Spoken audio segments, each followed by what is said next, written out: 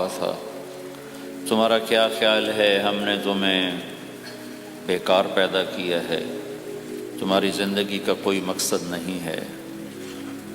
پھر اللہ تعالیٰ فرماتا ہے اَيَحْسَبُ الْإِنسَانُ أَن يُتْرَكَ سُدًى، تمہارا کیا خیال ہے تمہیں کوئی نہیں پوچھے گا، جو مرضی کرتے رہو، جیسے مرضی زندگی گزارو، کوئی پوچھنے والا نہیں ہے۔ نہیں، ایسی بات نہیں ہے۔ بلا وَرُسُلُنَا لَدَيْهِمْ يَكْتُبُونَ، جو کر رہے ہو اللہ لکھوا رہا ہے۔ مَا يَلْفِظُ مِنْ قَوْلٍ إِلَّا لَدَيْهِ رَقِيبٌ عَتِيدٌ، جو زبان سے بولتے ہو وہ فوراً کیچ کیا جا رہا ہے۔ إِنَّ عَلَيْكُمْ لَحَافِظِينَ، تمہارے اوپر فرشتے مقرر ہیں، کرامن کاتبین، ان کا کام ہے یعلمون ما تفعلون، میں جو کروں، جہاں کروں، جس وقت کروں، اسے لکھتے جائیں۔ دو چپ لگا دی، ایک نیگیٹو ایک پازیٹیو۔ کوئی اچھا کام ہوگا تو ادھر والا لکھے گا، کوئی غلط ہوگا تو ادھر والا لکھے گا۔ اور پھر اللہ تعالیٰ کا اس کائنات پر قبضہ ہے، اور اس ساری کائنات کو اللہ نے اپنی طاقت سے بنایا۔ یہ جہان خود بخود نہیں بنا۔ ان ربکم اللہ، اس کا بنانے والا اللہ ہے۔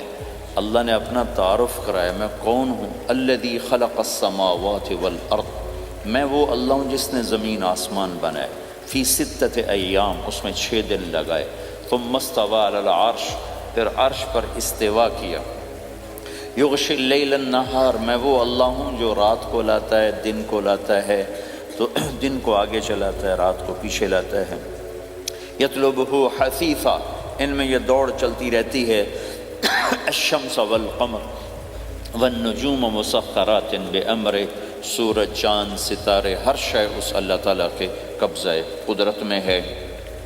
تو ایک بہت بڑا طبقہ جو کہتا ہے کہ یہ سب کچھ خود بخود بن گیا ہے، تو اللہ تعالیٰ اس کو صاف کرتا ہے کہ خود بخود نہیں بنا، بلکہ اسے اللہ تعالیٰ نے بنایا۔ قل اَإِنَّكُمْ لَتَكْفُرُونَ بِالَّذِي خَلَقَ الْأَرْضَ فِي يَوْمَيْنِ وَتَجْعَلُونَ لَهُ أَنْدَادًا ذَلِكَ رَبُّ الْعَالَمِينَ، تم کس اللہ کا انکار کرتے ہو جس نے تمہارے لیے زمین کو 2 دن میں بنایا، اس کا خول، وَجَعَلَ فِيهَا رَوَاسِيَ مِنْ فَوْقِهَا وَقَدَّرَ فِيهَا أَقْوَاتَهَا فی 4 ایام سواء للسائلین، پھر زمین کے اندر قیامت تک جتنے انسان آنے والے ہیں ان کی ضرورتوں کے خزانے بھر دیے، سٹور کر دیا، ہر چیز کو اللہ نے سٹور کر دیا۔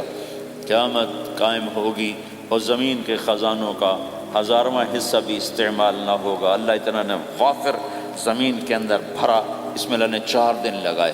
ثم استوى الى السماء، پھر آسمان کی طرف استوا کیا، وہی دخان، آسمان ایک دھواں تھا، فقال لها، آسمانوں سے کہا، وللارض، زمینوں سے کہا، ایتیا، آؤ، طوعا او کرہن، جی چاہے یا نہ چاہے میرے آگے جھکو، قالتا، زمین آسمان بولے، اتینا طاعین، یا اللہ ہم مان گئے، فقضاہن 7 سماوات، پھر اللہ نے 7 آسمان بنائے، جیسے زمینیں بنائیں ایسے 7 آسمان بنائے، فی یومین، 2 دن اس میں لگائے، وَأَوْحَى فِي كُلِّ سَمَاءٍ أَمْرَهَا، ہر آسمان کو الگ الگ حکم دیا اور اپنے حکم کے ساتھ باندھا، پکڑا، يُمْسِكُ السَّمَاوَاتِ وَالْأَرْضَ أَن تَزُولَا، زمین آسمان کو اللہ نے روکا ہوا ہے، اگر اللہ یوں چھوڑ دے تو ساری کائنات آپس میں ٹکرا جائے، ساری کائنات۔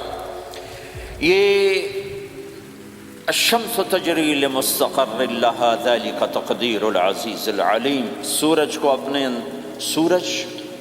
6 لاکھ مائل فی گھنٹہ کی رفتار سے دوڑ رہا ہے، اور زمین سے 12 لاکھ گنا بڑا ہے، اور اس میں ٹیمپریچر 2.5 کروڑ سینٹی گریڈ تک اس کا ٹیمپریچر چلتا ہے، اور یہ کوئی ٹھوس چیز نہیں، گیسز ہیں، اور ہر سیکنڈ میں اس میں ہیلیم گیس پھٹتی ہے اور وہ ہائیڈروجن میں تبدیل ہوتی ہے۔ 1 سیکنڈ میں جب وہ دھماکہ ہوتا ہے تو 50 کروڑ ایٹم بم کے پھٹنے کے برابر انرجی پیدا ہوتی ہے۔ تو اس کے اندر اتنے دھماکے ہو رہے ہیں، پھر وہ ایک گیسز ہیں، اور پھر اس کے سامنے سڑک کوئی نہیں، اس کا لیور کوئی نہیں، اس کا ڈرائیور کوئی نہیں ہے، اور اس کی رفتار 6 لاکھ مائل فی گھنٹہ ہے۔ اللہ کہتا ہے میں سیدھا چلا رہا ہوں، کوئی اس کو چلا سکتا؟ اتنی تیز رفتار۔ والقمر قدرناہ منازل، چاند کو اس کے ساتھ چلایا، اس کو گھٹایا بڑھایا، حتی عاد کالعرجون القدیم، ایک ٹیڑھی لکڑی کی طرح ہوا. للشمس ينبغي لها ان تدرك القمر، سورج چاند میں ٹکر نہیں. ولللیل سابق النہار، دن اور رات میں ٹکر نہیں ہے، اس لیے کہ یہ تیرے رب کا بنایا ہوا نظام ہے. وما کان ربک نسیا، اور تیرا رب بھول چوک سے پاک ہے. وہ جو کرتا ہے حق کرتا ہے، جو کرتا ہے سچ کرتا ہے. جس کو روکتا ہے تو حق ہے، جس کو دیتا ہے تو حق ہے. وہ مارتا ہے تو حق ہے، اور زندگی دیتا ہے تو حق ہے. عروج لاتا ہے تو حق ہے، زوال لاتا ہے تو حق ہے. تو اللہ قرآن میں یہ ایک ذہن بناتا ہے کہ تم بیکار نہیں پیدا ہوئے، تمہارے پیچھے ایک طاقتور اللہ ہے جس نے ساری کائنات کو قابو کیا ہوا ہے. اس کے اوپر اس کا نظام چلتا ہے، حکومت چلتی ہے. سورج چاند ستارے ہوا، یہ میرا ہاتھ کی یہ حرکت بھی میرے رب کی قسم میرے اللہ سے پوچھ کے ہے. میرا اللہ روک دے تو یہ ہاتھ یہیں ہو گئے، ہل نہیں سکے گا. کتنے لوگ جو ہاتھ اٹھانا چاہتے ہیں نہیں اٹھا سکتے، آنکھ کھولنا چاہتے ہیں نہیں کھول سکتے، بولنا چاہتے ہیں نہیں بول سکتے، چلنا چاہتے ہیں نہیں چل سکتے. جس نے چلایا اسی نے بٹھایا، جس نے بڑھایا اسی نے ہٹایا، جس نے زندگی دی اسی نے موت دی، جس نے موت دی ہے وہی موت کے بعد زندہ کرنے والا ہے. یہ اس ساری کائنات پر اللہ تعالیٰ اپنے طاقت کے ساتھ حکمران ہے. اور اللہ تعالیٰ یہ ذہن بناتا ہے کہ اس ساری کائنات میں وہ ہوتا ہے جو اللہ چاہتا ہے، وہ نہیں ہوتا جو تم چاہتے ہو، وہ ہوتا ہے جو اللہ چاہتا ہے. یہ قرآن میں اللہ نے یہ ذہن نبیوں کے قصوں سے ہمارا بنایا کہ موسیٰ علیہ السلام تشریف لا رہے ہیں، ان کے ہاتھ میں ڈنڈا ہے، اس پر یوں ٹیک لگا کے کھڑے ہو. تو اللہ نے فرمایا موسیٰ یہ کیا ہے؟ ما تلک بیمینک یا موسیٰ، موسیٰ یہ کیا ہے؟ موسیٰ علیہ السلام کے بعد یہ ڈنڈا 10 سال سے کہ یا اللہ ہی عصایا، یہ میرا ڈنڈا ہے. اب اللہ تعالیٰ آگے کچھ دکھانا چاہتے ہیں تو موسیٰ علیہ السلام سے لمبی بات کروائی، ہی عصایا میرا ڈنڈا ہے، اتوکل علیہا اس پر ٹیک لگاتا ہوں، واحش علی غنمی اور اپنی بکریوں کے لیے پتے جھاڑتا ہوں، ولی فیہا مآرب اخرى اور بھی ڈھیر سارے کام اس سے لیتا ہوں. تو اللہ تعالیٰ کا القہا یا موسیٰ، اس کو ذرا زمین پہ ڈالو، زمین پہ ڈالو. موسیٰ علیہ السلام نے زمین پہ ڈالا، فَإِذَا هِيَ حَيَّةٌ تَسْعَىٰ، وہ یوں اٹھا اور ایک خوفناک سانپ بنا، لمبائی میں بڑے سانپ کی طرح جو افریقہ میں ہوتا ہے، جو پورا بکرا کھا جاتا ہے، پورا ہرن کھا جاتا ہے، اور تیز رفتاری میں جان کی طرح ایک چھوٹا سا سانپ ہوتا ہے، بہت تیز چلتا ہے. اور زہر میں حیہ کی طرح سانپ کی 3 قسموں کو اللہ نے ایک ڈنڈے میں جمع کر. ایک ہوتا ہے کأنہا جانن، چھوٹا سانپ جو بہت تیز دوڑتا ہے، فَإِذَا هِيَ حَيَّةٌ زہریلا، فَإِذَا هِيَ ثُعْبَانٌ مُبِينٌ بہت بڑی، یہاں سے لے کر وہاں تک. تو 3 مختلف سانپوں کو اللہ نے ایک میں جمع کر دیا. وہ تیز رفتاری میں جان کی طرح تھا، زہر میں حیہ کی طرح تھا، لمبائی چوڑائی میں ثعبان کی طرح تھا. جب موسیٰ علیہ السلام نے دیکھا وَلَّا مُدْبِرًا وَلَمْ يُعَقِّبْ، موسیٰ علیہ السلام جو بھاگے تو پیچھے مڑ کے ہی نہیں دیکھا. تو اللہ تعالیٰ نے کہا خود موسیٰ پکڑو. کہا اللہ میں نہیں پکڑتا. بھاگے جا رہے، یہ بات بھاگے بھاگے ہو رہی، کھڑے ہو کے نہیں ہو رہی، بھاگ رہے ہیں، اوپر سے آواز آ رہی پکڑو گا. بابا میں نہیں پکڑتا. اب اللہ تعالیٰ ہمیں قصہ موسیٰ علیہ السلام کا قصہ قرآن کے 28 پاروں میں موجود، اتنا اس کو اللہ نے دہرایا، اتنا دہرایا. سب سے زیادہ موسیٰ علیہ السلام کا نام قرآن میں آیا ہے نبیوں میں سے. 136 دفعہ موسیٰ علیہ السلام کا اللہ تعالیٰ نے قرآن میں ذکر فرمایا، نام کے ساتھ، نام کے ساتھ. پھر کہا خذھا ولا تخف، موسیٰ پکڑو ڈرو نہیں، سنعیدھا سیرتھا الاولی، واپس ڈنڈا بناؤں گا. کہا یا اللہ میں نہیں پکڑتا، مجھے کھائے گا، مجھے کھائے گا. وہ بھاگے جا رہا ہے. آخر اللہ تعالیٰ نے کہا خذ انک من الآمنین، موسیٰ میں گارنٹر ہوں، کچھ نہیں کہے گا، گارنٹی دیتا ہوں. اللہ کی گارنٹی پر کھڑے ہوئے، وہ ایسا منہ کھول کے آ رہا ہے. تو اب چلو اللہ تعالیٰ کہتے ہیں پیچھے سے پکڑ لو، دم سے پکڑ لو تو کوئی مسئلہ نہیں تھا. کہ نہیں منہ سے پکڑو. اب موسیٰ علیہ السلام نے ایسے اوپر ایک چھوٹا سا کپڑا تھا یوں اوپر کر لیا. تو اللہ تعالیٰ نے کہا یہ کیا کر رہے ہو؟ کہا جی مجھے اس سے ڈر لگ رہا. کہ تیرا ڈر ہی تو نکالنا ہے کہ یہ کچھ نہیں، سب کچھ تیرے اللہ کا ارادہ ہے، کچھ نہیں. ورنہ یہ کپڑا تمہیں بچا لے، تمہیں ویسے ہی سارا نکل جائے گا. اب وہ آگے آ رہا ہے، موسیٰ علیہ السلام کانپ رہے ہیں اور دیکھ رہے ہیں، کانپ رہے ہیں اور دیکھ رہے ہیں، وہ بڑے اب اللہ نے کہا تھا تو ڈرتے ڈرتے ہاتھوں سے یوں، کانپتے کانپتے ہاتھوں سے یوں آگے ہاتھ کیا، اور جو ہی ہاتھ کی انگلیوں نے سانپ کے منہ کو ٹچ کیا تو اللہ نے دوبارہ ڈنڈا بنا کے ہاتھ میں پکڑا تھا، اور ساری دنیا کو یہ پیغام دیا کہ دیکھو میرے بندو، اللہ سب کچھ ہے، لہذا اللہ کی مان کے چلنا۔ سامنے شیطان آئے گا، تمہیں الٹی راہیں دکھائے گا، تو تم اپنے اللہ کو یاد کرنا جس کے ہاتھ میں سارے خزانے ہیں اور طاقت ہے۔ ایک سیکنڈ میں اسے سانپ بنایا، اگلے سیکنڈ میں اسے ڈنڈا بنایا، اور پھر موسیٰ علیہ السلام کے ہاتھ میں پکڑایا، نیا نہیں، وہی جو ان کے پاس تھا وہی ان کو واپس کر کے پوری دنیا کے انسانوں کو اور اس امت کو خاص طور پر اللہ تعالیٰ نے یہ سوچ دی کہ اس کائنات میں ایک طاقت ہے، اللہ جو سب کچھ کر سکتا ہے، اور اس کے چاہے کو کوئی روک نہیں سکتا اور اس کے روکے کو کوئی کروا نہیں سکتا، وہ اللہ ہے۔ یہ قرآن کے واقعات ہیں۔ حضرت مریم عیسیٰ علیہ السلام کی والدہ کسی غیر مرد کو دیکھا نہیں، اتنا پردے میں ہیں، ایک دم ایک نوجوان خوبصورت کمرے میں داخل ہوتا، فتمثل لها بشرا سویا، خوبصورت، تو مریم انی اعوذ بالرحمن منک ان کنت تقیا، اللہ کی پناہ چاہتی ہوں، کون ہو؟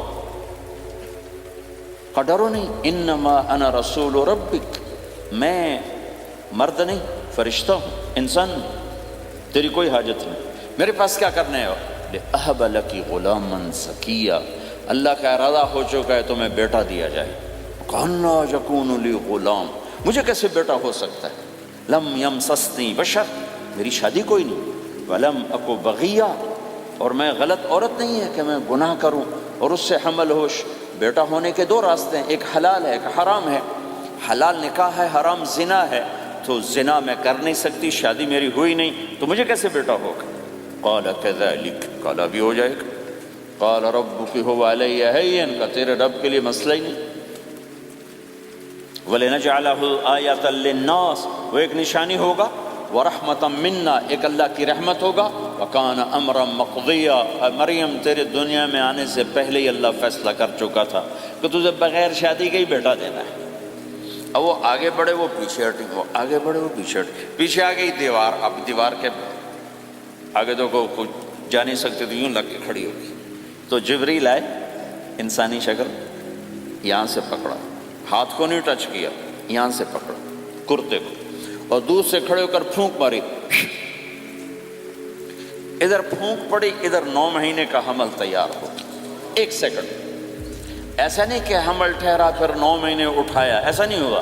فَحَمَلَتْهُ، فا کا لفظ آتا ہے، فَانْتَبَذَتْ، پھر فا کا لفظ آتا ہے، فَأَجَاءَهَا الْمَخَاضُ، پھر فا کا لفظ آتا ہے۔ فا اور فا یہ عربی زبان میں کسی کام کے فوراً ہونے کو بتا رہا ہے۔ فا کا مطلب فوراً کسی کام کے ہونے کی طرف اشارہ ہوتا ہے، تو ادھر پھونک پڑی، ادھر حمل ہوا، ادھر درد ہوا، ادھر وہ بھاگی اور درختوں کے اندر جا کر ایک ٹیک لگائی ایک کھجور کے تنے کے ساتھ، اور جاتے ہی بچہ پیدا ہو گیا، تو وہ روئیں، یا لیتنی مت قبل ھذا وکنت نسیا منسیا، ہائے میں اس سے پہلے مر جاتی، میرا بھولنا بھی لوگ بھول جاتے، اب میں کیا کروں؟ تو جبریل پھر آ گئے، فناداھا من تحتھا، ذرا پردے میں، اب سامنے نہیں آیا، ذرا پردے میں آئے، کیا بچہ پیدا ہو چکا ہے، کوئی بے پردگی نہ ہو۔ لا تحزنی، ڈرو نہیں، قد جعل ربک تحتک سریا، پر مارا پانی کا چشمہ نکل آیا۔ وہزی الیک بجذع النخلہ، اور وہ جو کھجور تھی اس اوپر سے کٹی ہوئی تھی، خشک کھجور تھی، خالی اس کا تنا تھا، تو جبریل نے کہا اس کو ہلاؤ، اس کو ہلاؤ، تو انہوں نے ہلایا تو ساقط علیک رطبا جنیا، تو تو دیکھے گی کہ یہ کھجور کے اوپر نہ کوئی شاخ ہے، نہ کوئی پھل ہے، نہ کوئی پتا ہے، لیکن جب اس نے ہلایا تو ایک دم تازہ کھجوریں گرنے لگ گئیں، تازہ کھجوریں۔ تو جبریل نے پھر کہا مریم، جو اللہ اس درخت کو بغیر شاخ کے پھل دے رہا ہے، تجھے بغیر مرد کے بیٹا دے رہا ہے۔ کلی وشربی وقری عینا، کھا پی صاف صوف ہو اور سکون پکڑ، سکون میں آ جا، اور جا بعض شہر کی طرف جا، لوگ آئیں گے کہیں گے تو نے یہ کیا کیا، تو تم نے کہنا ہے انی نذرت للرحمن صوما فلن اکلم اليوم انسیا، بھائی میرا تو روزہ ہے، میں نہیں بول سکتی، اس سے بات کرو، بچے سے بات کرو۔ بنو اسرائیل کا روزہ اتنا سخت تھا کہ صرف کھانے پینے کی پابندی نہیں، بولنے پر بھی پابندی لگا دی گئی۔ وہ سچ بھی بولیں تو ان کا روزہ ٹوٹ جاتا تھا، یہ امت جھوٹ بھی بولے تو روزہ نہیں ٹوٹتا، خراب ہو جاتا ہے، ٹوٹتا نہیں۔ تو فَأَتَتْ بِهِ قَوْمَهَا تَحْمِلُهُ، بچہ ہاتھ میں اور آئیں باز شہر میں، قَالُوا يَا مَرْيَمُ لَكَ جِئْتِ شَيْئًا فَرِيًّا، شور مچ گیا، مریم یہ کیا کیا؟ یا اخت ہارون، ارے ہارون کی بہن، مَا كَانَ أَبُوكِ امْرَأَ سَوْءٍ، تیرا باپ ایسا نہیں تھا، وَمَا كَانَتْ أُمُّكِ بَغِيًّا، تیری ماں ایسے نہیں تھی، تو نے یہ کیا کیا؟ تو انہوں نے یوں کیا۔ اس کا مطلب تھا روزہ، اور اس کا مطلب تھا اس سے بات کرو۔ فَأَشَارَتْ إِلَيْهِ قَالُوا كَيْفَ نُكَلِّمُ مَنْ كَانَ فِي الْمَهْدِ صَبِيًّا، کہنے لگے مریم تو اتنی بے وقوف ہے کہ تجھے اپنے گناہ چھپانے کا طریقہ بھی نہیں آیا۔ تو کہتی میرا نکاح ہو گیا ہے، تو کہتی زکریا علیہ السلام نے چپکے سے میری شادی کر دی ہے، تو اپنا گناہ چھپانے کے لیے کہتی بچے سے بات کرو۔ کبھی بچہ بھی بولا، اب شور مچا ہوا ہے کہ ایک دم یہ آدھے پونے گھنٹے کا بچہ، اس کی آواز بلند ہوئی اور اس لاؤڈ سپیکر سے اوپر چلی گئی، پورے شہر گونج اٹھا، قال انی عبد اللہ، لوگو سنو میں اللہ کا بندہ ہوں، آتانی الکتاب، مجھے اللہ نے کتاب دی، وجعلنی نبیا، مجھے اللہ نے نبی بنایا، وجعلنی مبارکا، مجھے اللہ نے برکت والا بنایا، اینما کنت، میں جہاں بھی ہوں گا، واوصانی بالصلاۃ والزکاۃ ما دمت حیا، اور میرے رب نے مجھے کہا نماز پڑھنی ہے، زکوٰۃ دینی ہے، وبرم بوالدتی، اور میرے رب نے مجھے کہا ہے کہ میں اپنی ماں کی خدمت کروں، فرما بردار بنوں، ولم یجعلنی جبارا شقیا، والسلام علی یوم اموت ویوم ابعث، والسلام علی یوم ولدت ویوم اموت ویوم ابعث حیا، میرے اللہ کی میرے اوپر سلامتی ہے جب پیدا ہوا، جب مروں گا، جب اٹھائے جاؤں گا۔ ذالک عیسی ابن مریم قول الحق الذی فیہ یمترون، یہ ہے مریم کا بیٹا عیسیٰ علیہ السلام، یہ اللہ کا بیٹا نہیں ہے، یہ مریم کا بیٹا ہے۔ اللہ تعالیٰ نے پورے قرآن میں کسی عورت کا نام نہیں لیا، عورت کو ایسا پردے کی چیز اللہ تعالیٰ نے بنایا ہے کہ اتنی عورتوں کا ذکر قرآن میں کیا، کسی کا نام نہیں ذکر کیا سوائے حضرت مریم کے نام، باقی سب کو امرات العزیز، امرات فرعون، امرات نوح، امرات کے ساتھ گورنر کی بیوی، فرعون کی بیوی، نوح کی بیوی، لوط کی بیوی، اللہ نام بھی لے سکتا تھا، مصر کے گورنر کی بیوی تو لفظ زلیخا بھی کہہ دیتا، زلیخا نہیں کہا، فرعون کی بیوی اللہ آسیہ کہہ دیتا، آسیہ نہیں کہا، صرف ایک عورت کا نام آیا ہے، وہ ہیں حضرت مریم علیہ السلام۔ حضرت مریم کا نام اللہ نے اس لیے واضح کیا کہ ایک بہت بڑے طبقے نے اللہ پہ الزام لگایا کہ عیسیٰ علیہ السلام اللہ کا بیٹا ہے، تو اللہ تعالیٰ نے کہا نہیں، اللہ کا نہیں، مریم کا بیٹا ہے، اللہ کا نہیں، مریم کا بیٹا ہے۔ مَتَّخَذَ صَاحِبَةً وَلَا وَلَدًا، نہ میری کوئی بیوی ہے نہ بچہ ہے، لَمْ يَكُنْ لَهُ شَرِيكٌ فِي الْمُلْكِ، نہ کہ اس کا شریک ہے، وَلَمْ يَكُنْ لَهُ وَلِيٌّ مِّنَ الذُّلِّ، نہ کہ اس کا مددگار ہے، فَكَبِّرْهُ تَكْبِيرًا، اس ایک اللہ کی کبریائی بڑائی کے گن گا، گیت گا، دل میں بٹھا، دل میں بٹھا، دل میں بٹھا، تاکہ سارا وجود اس کے آگے ڈھلتا جائے، چلتا جائے۔ یہ واقعات یہ ذہن بناتے ہیں کہ اس کائنات میں وہ ہوتا ہے جو اللہ چاہتا ہے، وہ ہوگا جو اللہ چاہے گا، وہ ہوا جو اللہ نے چاہا۔ ساری دنیا کے انسان جو چاہتے ہیں اللہ کے بغیر نہیں کر سکتے، اللہ جو چاہتا ہے ہم سب کے بغیر کر دیتا ہے۔ یہ ذہن بنا کر پھر اللہ اس بات پہ لاتا ہے جب سب کچھ تیرے اللہ کے ہاتھ میں ہے تو اللہ کی مان کے چل، کہ یہ تیرے پاس تھوڑی سی زندگی ہے، جیسے اللہ نے اس کائنات کو بنایا ہے ایسے ہی اس کائنات کو توڑنے والا ہے۔ ایک دن آئے گا، ازفت الازفہ، وہ قریب آ چکا ہے، لیس لہا من دون اللہ کاشفہ، اسے کوئی روک نہیں سکتا، ہٹا نہیں سکتا، وہ آئے گا۔ لا تأتیکم الا بغتہ، وہ اچانک آئے گا۔ وہ کیسے آئے گا؟ فَإِذَا نُفِخَ فِي الصُّورِ نَفْخَةٌ وَاحِدَةٌ، ایک آواز آئے گی بڑی خوفناک۔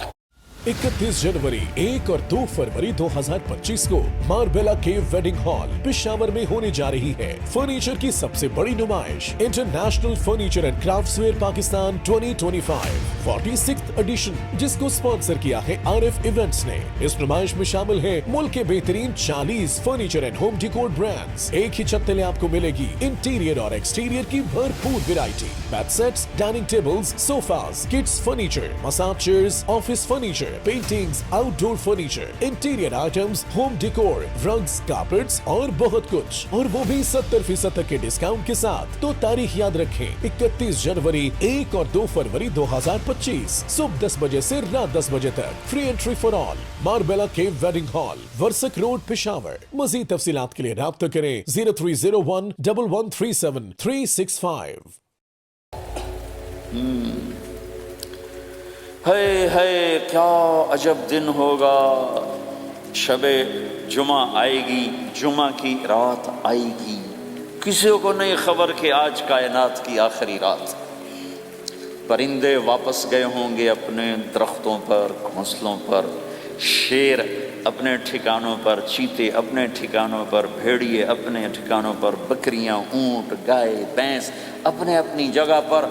और अगर ये बोल्टन उस वक्त मौजूद होगा तो बोल्टन के बाशिंदे सोए होंगे अपने घरों में। कोई इधर तैयारी कि मैंने जॉब पे जाना है, ये मेरा सामान पड़ा है, मैंने स्कूल जाना है, ये मेरी किताबें पड़ी हैं, मैंने ऑफिस जाना है, ये मेरी फाइलें पड़ी, मेरा लैपटॉप पड़ा हुआ है। ये सब कुछ जैसे आज की रात है, ऐसे ही एक रात आएगी।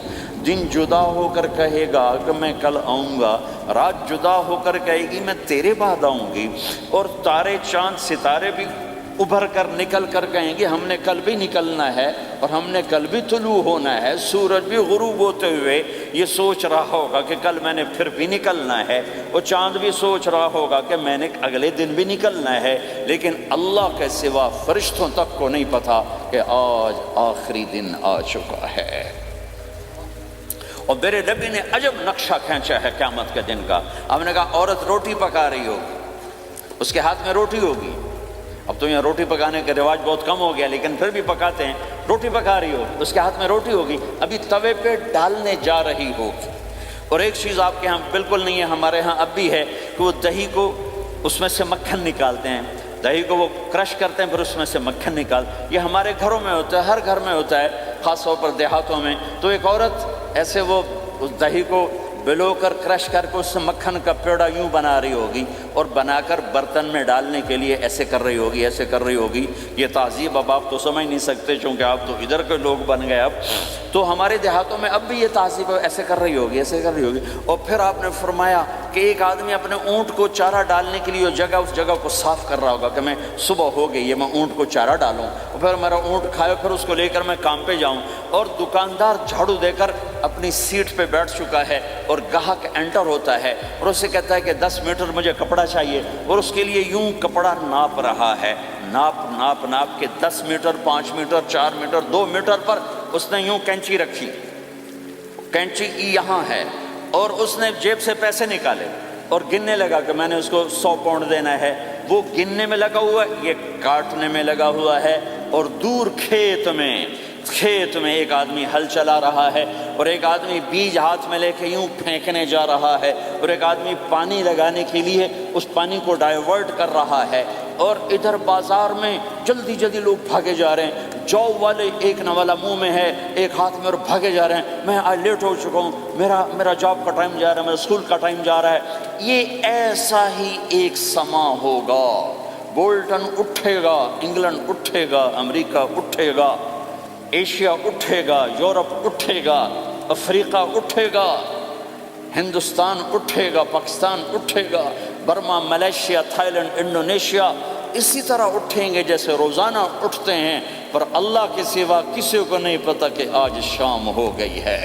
लिहाजा ऐसे, और एक माँ छोटे बच्चे को नाश्ता करा रही, जल्दी से उसको स्कूल ले जाना है, तो ब्रेड उसके हाथ में, उसके मुंह में डाल, यहाँ तक नवाला है, यहाँ तक नवाला आया है, यहाँ तक नवाला आया है।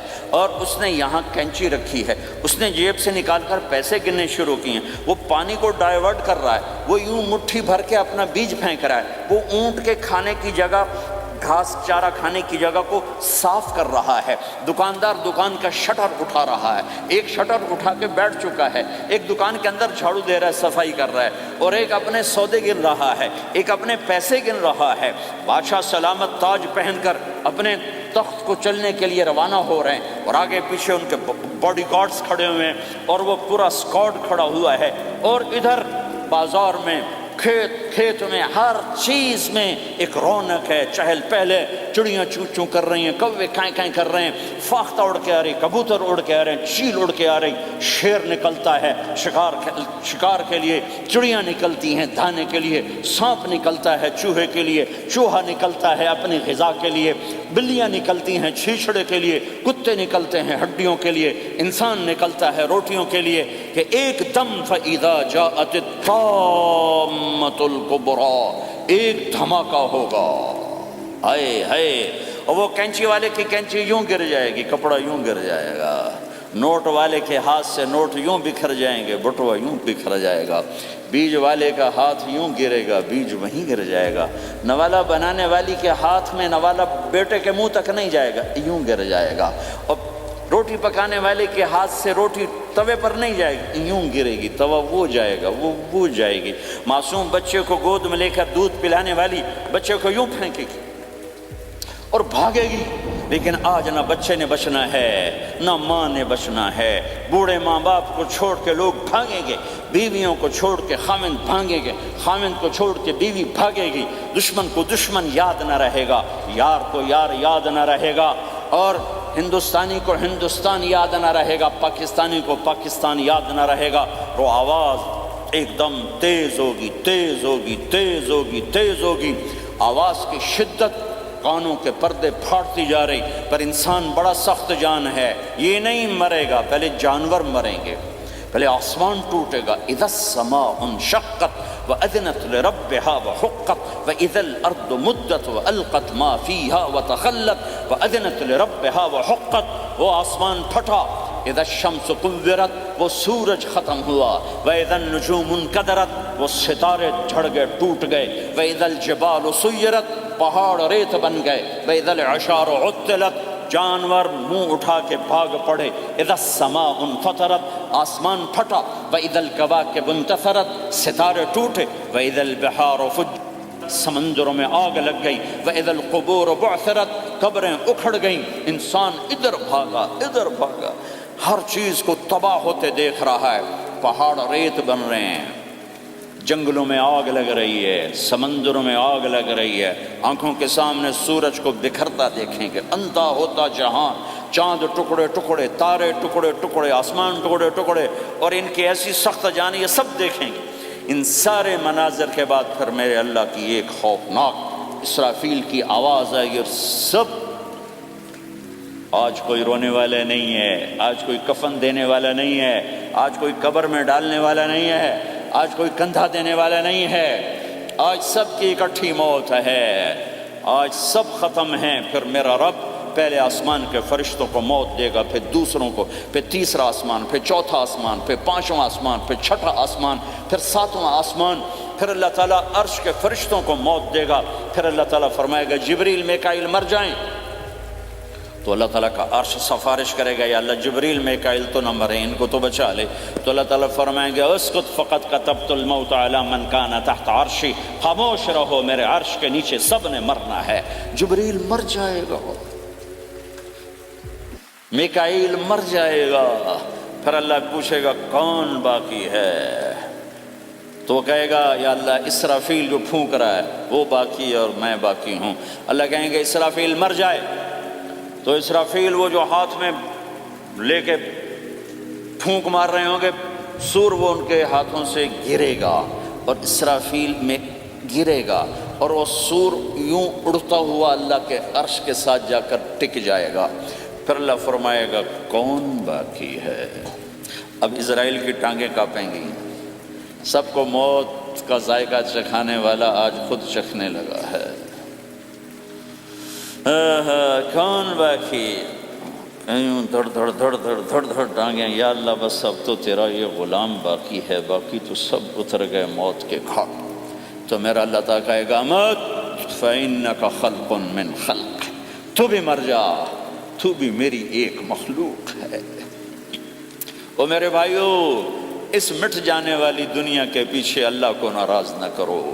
اس کی عزت بھی دھوکہ ہے، اس کی شہرت بھی دھوکہ ہے، اس کی دولت بھی دھوکہ ہے، اس کی حکومت بھی دھوکہ ہے، اس کا عروج بھی دھوکہ ہے، اس کا زوال بھی دھوکہ ہے، اس کی عزت بھی دھوکہ ہے، اس کی ذلت بھی دھوکہ ہے، اس کا مال بھی دھوکہ ہے، اور اس کا فقر غربت بھی دھوکہ ہے، اس کی زندگی بھی دھوکہ ہے، سب نظروں کا فریب ہے۔ حضرت علی کا فرمان ہے، الناس النیام اذا ما تنتبہ، لوگ سوئے ہوئے ہیں، جب موت آئے گی تو آنکھ کھل جائے گی۔ گھاٹے کا سودا کر کے نہ مرو، گھاٹے کا سودا کر کے نہ مرو، اللہ کو ناراض کر کے نہ مرو، سب چھوڑ کے جانے والے ہیں، سب چھوٹنے والا ہے، لہذا اللہ کو ساتھ لے لو، اللہ کو ساتھ لے لو، اللہ کو ساتھ لے لو۔ سب کو مارنے کے بعد میرا اللہ کہے گا، من کان لی شریکا فلیات، کوئی ہے میرے سامنے تو آؤ، من کان لی شریکا فلیات، کوئی ہے میرے مقابلے میں تو آؤ، من کان لی شریکا فلیات، کوئی ہے میری ٹکر کا تو آؤ، تین دفعہ۔ پھر اللہ زمین آسمان کو ایک جھٹکا دے گا، پھر کہے گا انا الملک، میں بادشاہ ہوں، پھر دوسرا جھٹکا دے گا، پھر کہا انا القدوس السلام المومن، میں ہوں قدوس السلام مومن، پھر تیسرا جھٹکا دے گا، پھر کہے گا انا المہیمن العزیز الجبار المتکبر، میں ہوں متکبر، جبار، عزیز، مہیمن۔ پھر اللہ تعالیٰ کہے گا این الملوک، بادشاہ کہاں؟ این الملوک، بادشاہ کہاں ہے؟ این المتکبرون، وہ تکبر کرنے والے کہاں ہیں؟ این الجبارون، ظالم کہاں ہیں؟ این المتکبرون، تکبر والے کہاں ہیں؟ کوئی ہو تو جواب دے۔ پھر اللہ تعالیٰ کہے گا لمن الملک اليوم، آج کون ہے بادشاہ، آج کس کی ہے بادشاہی؟ کوئی جواب دینے والا ہے ہی نہیں، تو اللہ خود کہے گا للہ الواحد القہار، آج اکیلے اللہ کی بادشاہ، آج بھی اسی کی ہے، آج بھی اسی کی ہے، پیچھے بھی اس کی تھی، آگے بھی اس کی ہے۔ للہ الامر من قبل ومن بعد، للہ الامر من قبل ومن بعد، ان الحکم الا للہ، الخلق والامر واللیل والنہار وما سکن فیہما للہ وحدہ، ان العزت للہ جمیعا، قل ان الامر کلہ للہ، للہ ما فی السماوات وما فی الارض، وَإِن تُبْدُوا مَا فِي أَنفُسِكُمْ أَوْ تُخْفُوهُ يُحَاسِبْكُمْ بِهِ اللَّهُ لَهُ مَا فِي السَّمَاوَاتِ وَمَا فِي الْأَرْضِ وَمَا بَيْنَهُمَا وَمَا تَحْتَ الثَّرَى وَإِن تَجْهَرْ بِالْقَوْلِ فَإِنَّهُ يَعْلَمُ السِّرَّ وَأَخْفَى۔ وہ کون ہے؟ اللہ۔ وہ کیسا ہے؟ لا الہ الا ہو۔ صفات کیسی ہیں؟ لہ الاسماء الحسنی۔ یہ میرے رب کا پیغام ہے پوری دنیا کے انسانوں کے لیے کہ یہ دنیا امتحان کی جگہ ہے، نہ اپنی مرضی سے آئے ہو، نہ اپنی مرضی سے مرتے ہو، نہ اپنی مرضی سے جیتے ہو، نہ اپنی مرضی سے جاتے ہو۔ لہٰذا اس 4 دن کی زندگی میں تمہیں ٹیسٹ میں ڈالا گیا ہے۔ اللہ کو راضی کرتے ہو، شیطان کو راضی کرتے ہو، اللہ کو مناتے ہو، شیطان کے پیچھے چلتے ہو، اللہ کو مناتے ہو، اپنی طبیعت اور اپنی طبیعت کے غلام بنتے ہو۔ یہ میرا اور آپ کا امتحان ہے۔ لا الہ الا اللہ میں ایگریمنٹ ہے، یا اللہ تیری مان کے چلیں۔ لا الہ الا اللہ ایگریمنٹ ہے، یا اللہ تیری مان کے چلیں۔ کیسے تیری مان کے چلیں گے؟ اگلا حصہ ہے محمد الرسول اللہ، تیرے حبیب کے طریقے پر چلیں گے۔ اللہ کو راضی کرنے کا ایک ہی راستہ ہے، عرب کے لیے، عجم کے لیے، کالے کے لیے، گورے کے لیے، سید کے لیے، قریشی کے لیے، ہاشمی کے لیے، پٹھان کے لیے، راجپوت کے لیے، گجراتی کے لیے، ملائی کے لیے، تھائی کے لیے، انڈین کے لیے، سب کے لیے ایک راستہ ہے، ایک راستہ ہے، ایک راستہ ہے، وہ ہے محمد الرسول اللہ۔ جب آپ معراج پہ گئے تو آپ نے کہا یا اللہ، آپ نے ابراہیم کو خلیل بنایا اور موسیٰ کو کلیم بنایا اور داود کو لوہا نرم کر کے دیا، سلیمان کو ہوا تابع کر کے دی، اور عیسیٰ علیہ السلام کے لیے مردے زندہ کیے، میرے لیے کیا ہے؟ تو اللہ تعالیٰ نے فرمایا اولیس قد آتیتک افضل من ذلک کلہ، میرے محبوب میں نے آپ کو وہ دیا ہے جو کسی کو نہیں دیا۔ وہ کیا دیا ہے کہ اللہ ذکرت الا ذکرت معی، قیامت تک تیرا میرا نام اکٹھا رہے گا، الگ نہیں ہو سکتا، ایسے رہے گا۔ لا الہ الا اللہ محمد رسول اللہ، لا الہ الا اللہ میں 12 حرف ہیں، 12، محمد رسول اللہ میں 12 حرف ہیں۔ لا الہ الا اللہ 12 حرفوں سے بنا ہے، لام اور الف، یہ اس کو گنو تو 12 بنتے ہیں، پھر میم اور ہا اور میم اور دال کو آگے تک گنو تو 12 بنتے ہیں، ادھر بھی 12 ادھر بھی 12۔ پھر حرف کی 2 قسمیں ہیں، ایک نقطے والے ایک بغیر نقطے والے۔ نقطے والے حرف کمزور ہوتے ہیں، بغیر نقطے والے حرف طاقتور ہوتے ہیں، کہ نقطے والا حرف اپنا مطلب بنانے کے لیے نقطے کا محتاج بن جاتا ہے، اور جو بغیر نقطے والا ہوتا ہے وہ اپنا مطلب بتانے کے لیے نقطے کا محتاج نہیں ہوتا۔ جیم کمزور ہے، ہا طاقتور ہے، ہا کو اپنا مطلب بتانے کے لیے نقطے کی ضرورت نہیں، جیم کو خا کو اپنا مطلب بتانے کے لیے نقطے کی ضرورت ہے۔ سین طاقتور ہے، شین کمزور ہے، کہ شین کو اپنا مطلب بتانے کے لیے 3 نقطوں کی ضرورت ہے، سین کو اپنا مطلب بتانے کے لیے کسی نقطے کی ضرورت نہیں ہے۔ الف طاقتور ہے، با کمزور ہے، تا کمزور ہے، ہا طاقتور ہے، جیم کمزور ہے، خا کمزور ہے، دال طاقتور ہے، را طاقتور ہے، زا کمزور ہے، سین طاقتور ہے، شین کمزور ہے، صاد طاقتور ہے، ضاد کمزور ہے، تا طاقتور ہے، غا کمزور ہے۔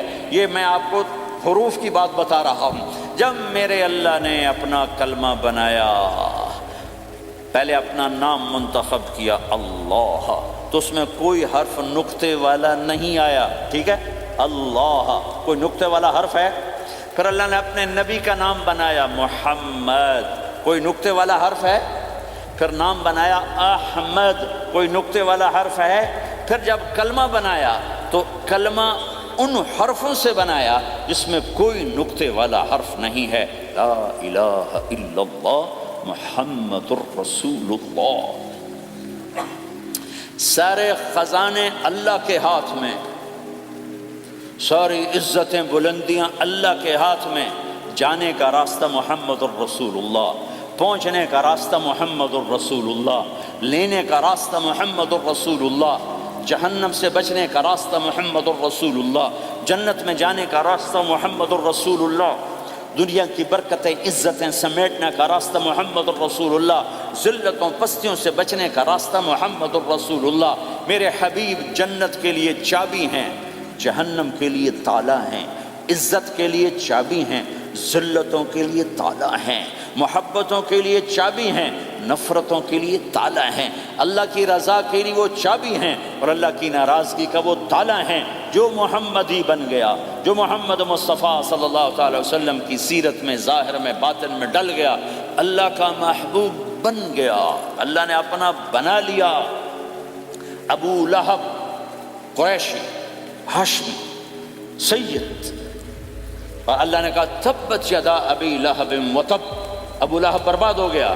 بلال حبشی کا بیٹا، غلام کا بیٹا، کالے کا بیٹا، لیکن میرے نبی نے فرمایا جب میں جنت میں جاؤں گا تو میری سواری کی رسی بلال کے ہاتھ میں ہوگی، جو میرے میں ساتھ چلے گا، میرے ساتھ چلے گا، اور اس دن تم بلال کی شان دیکھنا، سید قریشی سب دیکھتے رہ جائیں گے، اور ایک غلام سب سے بازی لے جائے گا، کہ جب سارے جنتی جنت کے دروازوں پر اکٹھے ہوں گے تو ایسے جنت کے 8 گیٹ ہیں، وہ سارے بند ہوں گے، سب بند ہوں گے، تو کہیں گے اندر کیسے جائیں؟ سیریلیک کا اسپیشل نیوٹری بلینڈ، جس میں ہے ننھے پیٹ کی بڑی غذا۔ تو کہیں گے چلو آدم علیہ السلام سے بات کرتے ہیں، آدم علیہ السلام سے عرض کریں گے جناب ابا جان، دادا جان، دروازہ تو کھلوائیں۔ وہ کہیں گے بچوں میں نے تمہیں نکالا تھا، میں ڈال نہیں سکتی، جاؤ بھائی کسی اور سے بات کر۔ اب آئیں گے نوح علیہ السلام، بابا میں نہیں کر سکتا، ابراہیم علیہ السلام، بابا میں نہیں کر سکتا، اسماعیل، اسحاق، یعقوب، یوسف، موسیٰ، یوشع، دانیال، الیاس، داؤد، یحییٰ، زکریا، سلیمان، بھائی ہمارے بس کا نہیں، بھائی ہمارے بس کا نہیں، بھائی ہمارے بس کا نہیں۔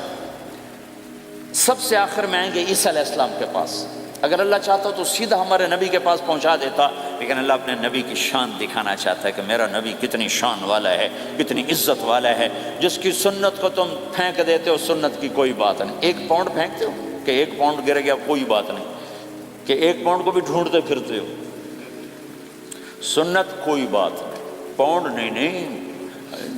ہمارا پاکستانی 172 سے ضرب لائے گا، ہندوستانی 100 سے ضرب لگائے گا، پتہ نہیں کیا کیا کرے گا ہیں۔ تو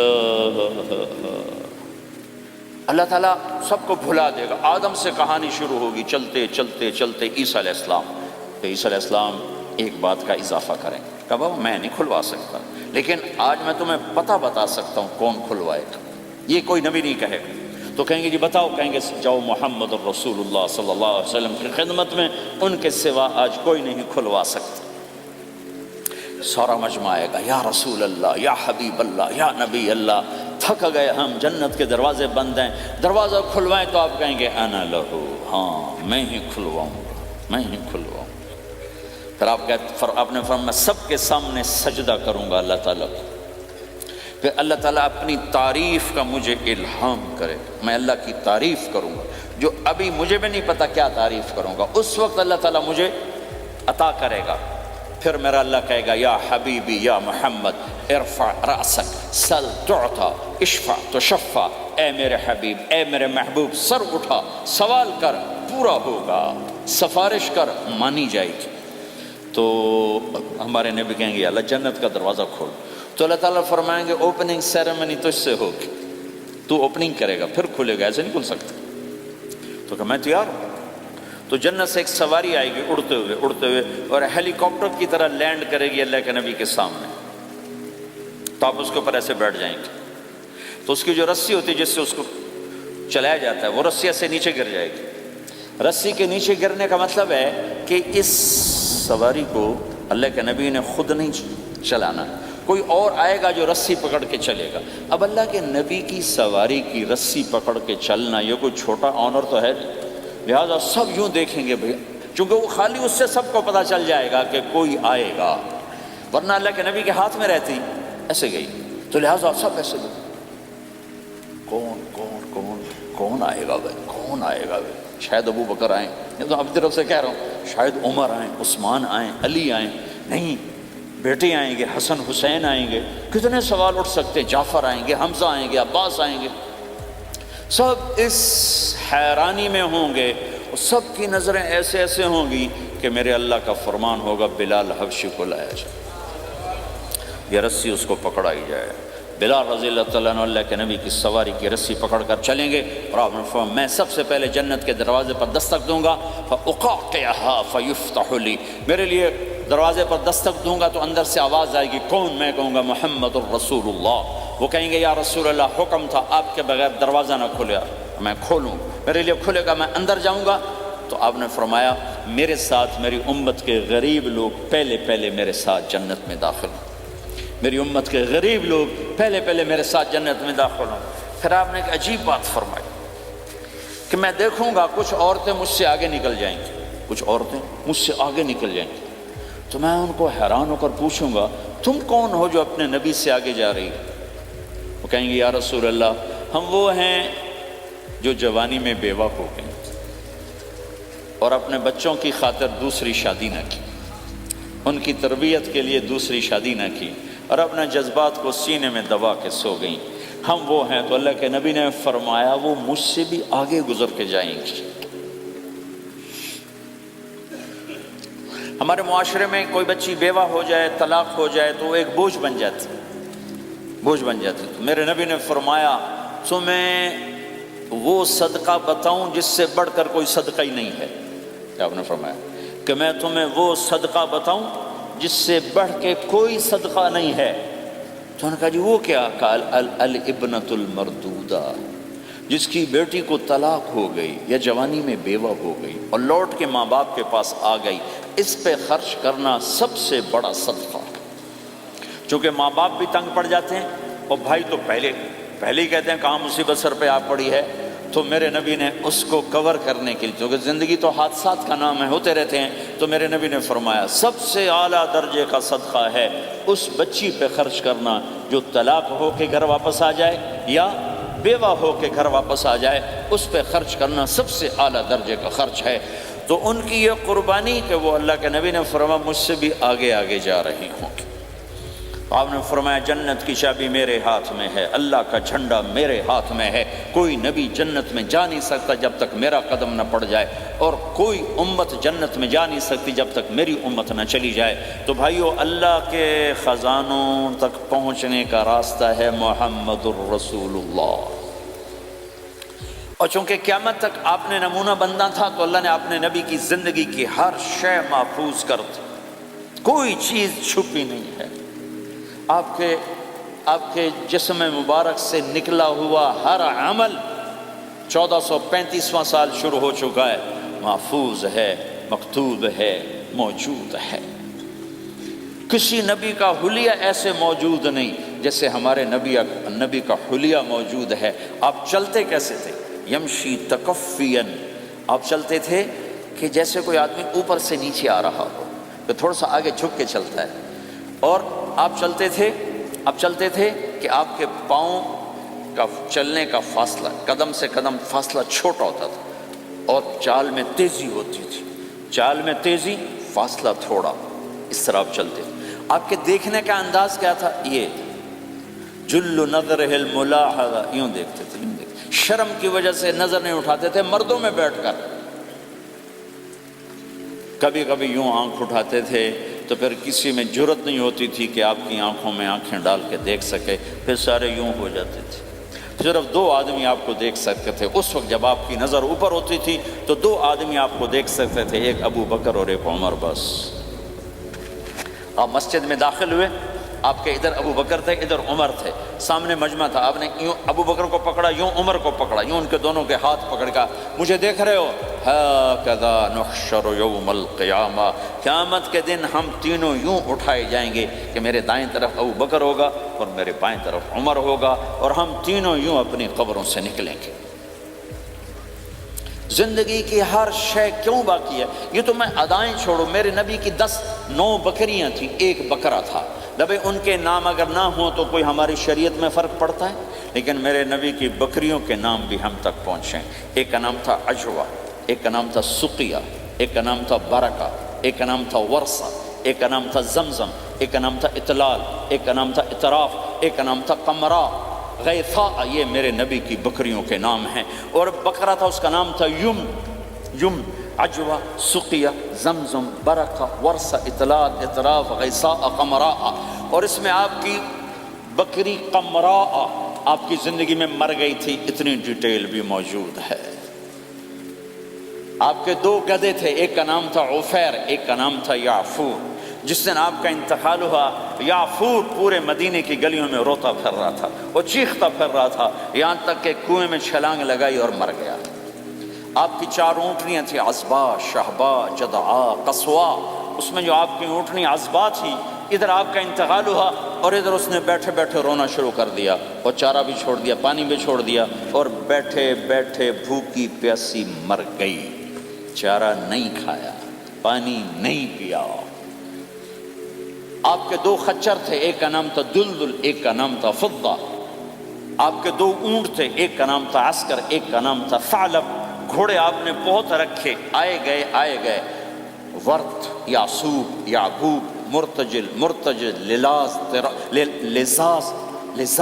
طراز، ثقب، سبحہ، ورت، یہ سجل، یہ میرے نبی کے خوبصورت عالی شان گھوڑے ہیں۔ گھوڑوں کے نام بھی ہم تک آئے ہوئے ہیں۔ میرے نبی کا نسب اگر ہمیں نہ معلوم ہو تو ہماری شریعت میں کیا فرق پڑتا ہے، لیکن آدم علیہ السلام تک اللہ تعالیٰ نے اپنے حبیب کا نسب پیڑھی کو سلامت رکھا ہوا ہے۔ محمد بن عبداللہ بن عبد المطلب بن ہاشم بن عبد مناف بن قصی بن کلاب بن مرہ بن کعب بن لوی بن غالب بن فہر بن مالک بن نضر بن کنانہ بن خزیمہ بن مدرکہ بن الیاس بن مدر بن نزار بن معد بن عدنان بن اود بن حمیصہ بن سلامان بن عوز بن بوز بن قموال بن ابی بن عوام بن ناشد بن حزا بن بلداس بن یدلاف بن طابخ بن جاحم بن ناحش بن ماخی بن عیفی بن عبقر بن عبید بن الدعاء بن حمدان بن سنبر بن یثربی بن یحزن بن یلحن بن ارعوا بن عید بن زیشان بن عیسر بن اقناد بن ایہام بن مقصر بن ناحد بن زار بن سمی بن مزی بن عوض بن عرام بن قیدار بن اسماعیل بن ابراہیم بن آدر بن ناحور بن سروج بن رعو بن فائج بن عابر بن ارفخشاد بن سام بن نوح بن لامک بن متوشال بن ادریس بن یرد بن ملہلیل بن قینان بن آنوش بن شیسر بن آدم علیہ السلام.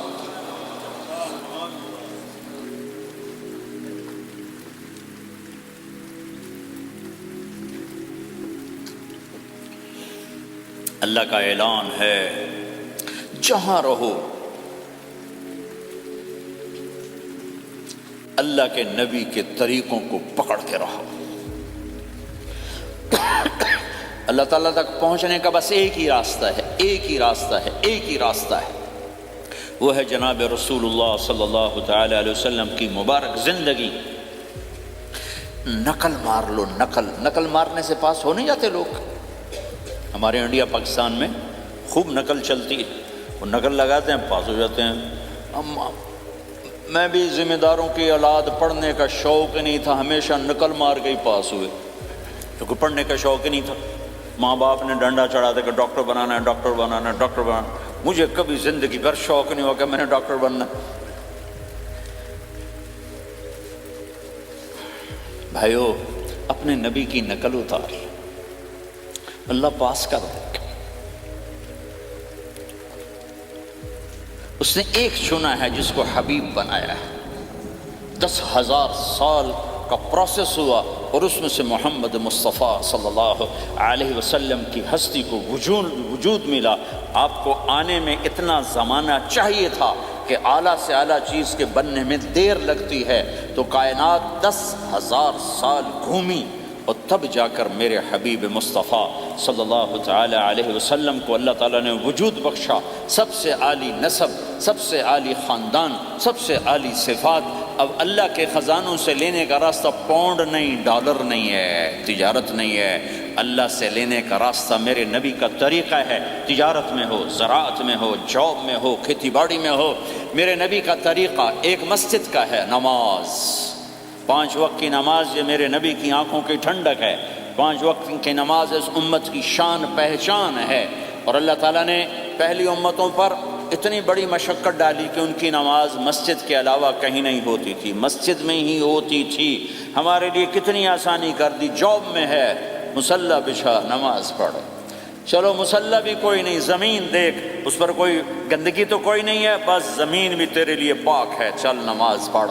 اور آسانی کر دی. پانی کوئی نہیں ہے، کوئی بات نہیں، مٹی میں ہاتھ مار، منہ پہ مل، پھر ایک ہاتھ مار، یوں کر، چل نماز پڑھ، میں تیری قبول کروں گا. یہ کسی امت کے ساتھ یہ نہیں ہوا. انہیں وضو ہی کرنا تھا چاہے پانی 50 میل پر موجود ہو. اور ہمارے لیے پانی کوئی نہیں ہے، چلو تیمم، مٹی میں ہاتھ ہمارا یوں کیا، پھر ہاتھ ہمارا ایک یوں کیا، ایک یوں کیا، چل بھائی اللہ اکبر، قبول. عمار بن یاسر رضی اللہ تعالیٰ عنہ سفر میں تھے، ان کو نہانے کی ضرورت ہو گئی، نائٹ فال ہو گیا. تو انہوں نے سوچا کہ ویسے تو آدمی کو وضو کی ضرورت ہوتی ہے تو خالی منہ پہ ہاتھ مارا اور یوں کونیوں تک، لیکن مجھے تو غسل کی ضرورت ہے، تو خالی اس سے تو کافی نہیں ہوگا. تو انہوں نے کپڑے اتارے، اکیلے تھے، ریت کے اوپر کبھی یوں لیٹے، کبھی یوں لیٹے، کبھی یوں لیٹے، 3-4 دفعہ یوں اور یوں رول ہوتے ہوتے پھر انہوں نے نماز پڑھی. آئے اللہ کے نبی کی بارگاہ میں، یا رسول اللہ مجھے رات کو نہانے کی ضرورت پڑ گئی. تو میں نے کہا وضو کے لیے تو خالی یہ 2 دفعہ کرنا کافی ہے، تو یہ تو نہانا تھا، تو میں تو ریت میں خوب رول ہوتا رہا.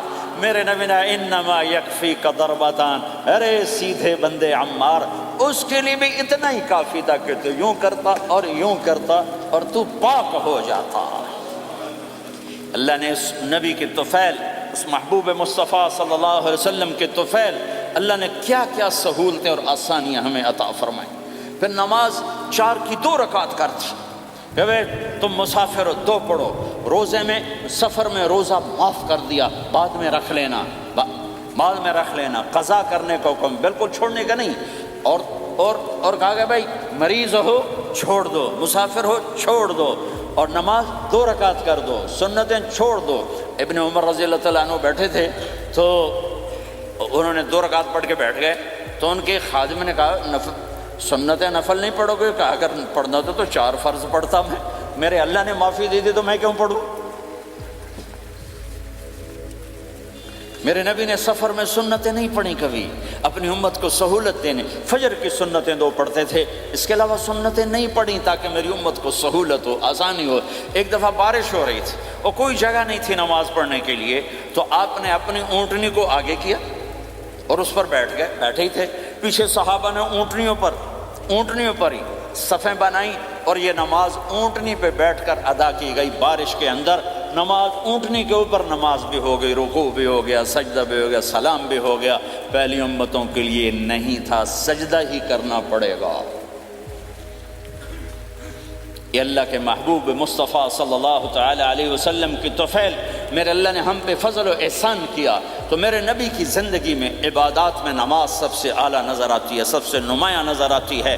اور پھر بازار میں، گھر میں، دفتر میں، ماحول میں میرے نبی کے اخلاق، یہ زندگی کا دوسرا روشن پہلو ہے۔ میرے نبی کی ساری زندگی 2 لفظوں میں آتی ہے، عبادت اخلاق، عبادت اخلاق، یا تو اور لفظ حقوق اللہ حقوق العباد، حقوق اللہ حقوق العباد۔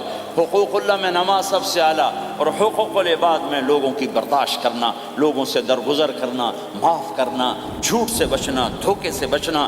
میرے نبی سے پوچھا گیا یا رسول اللہ مسلمان کنجوس ہو سکتا ہے؟ ہم نے کہا ہو سکتا ہے۔ یا رسول اللہ مسلمان کمزور ہو سکتا ہے، بزدل ہو سکتا ہے، ڈرپوک ہو سکتا ہے؟ آپ نے کہا ہو سکتا ہے۔ یا رسول اللہ مسلمان جھوٹ بول سکتا ہے؟ آپ نے کہا نہیں، جھوٹ نہیں بول سکتا، جھوٹ نہیں بول سکتا۔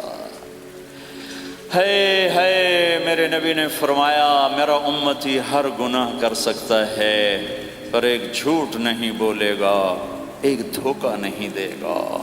لیکن پوری دنیا میں سب سے زیادہ جھوٹ بولنے والا اور دھوکہ دینے والا وہ اس امت کا فرد بن چکا ہے۔ سب سے زیادہ دھوکہ دینے والے ہم بن گئے، سب سے زیادہ جھوٹ بولنے والے ہم بن گئے۔ اور میرے نبی نے فرمایا تھا کہ مسلمان جھوٹ نہیں بولتا، دھوکہ نہیں دیتا، ہر گناہ کر سکتا ہے، جھوٹ نہیں بولے گا، دھوکہ نہیں دے گا۔ یہ میرے نبی کی زندگی کا دوسرا پہلو ہے کہ سچائی پہ جمو۔ چند پیسے بچانے کے لیے جھوٹ بولنا، ٹیکس بچانے کے لیے جھوٹ بولنا، کتنے پاؤنڈ بچا لو گے؟ ادھر تمہارے سامنے سچ روشن کھڑا ہوا ہے۔ میرے نبی نے کہا الصدق ینجی والکذب یہلک۔ ادھر جھوٹ کھڑا ہے، ادھر جھوٹ کے ساتھ 4 پاؤنڈ بچیں گے، ادھر سچ کے ساتھ اللہ ملے گا، لے لو جو لینا ہے لے لو۔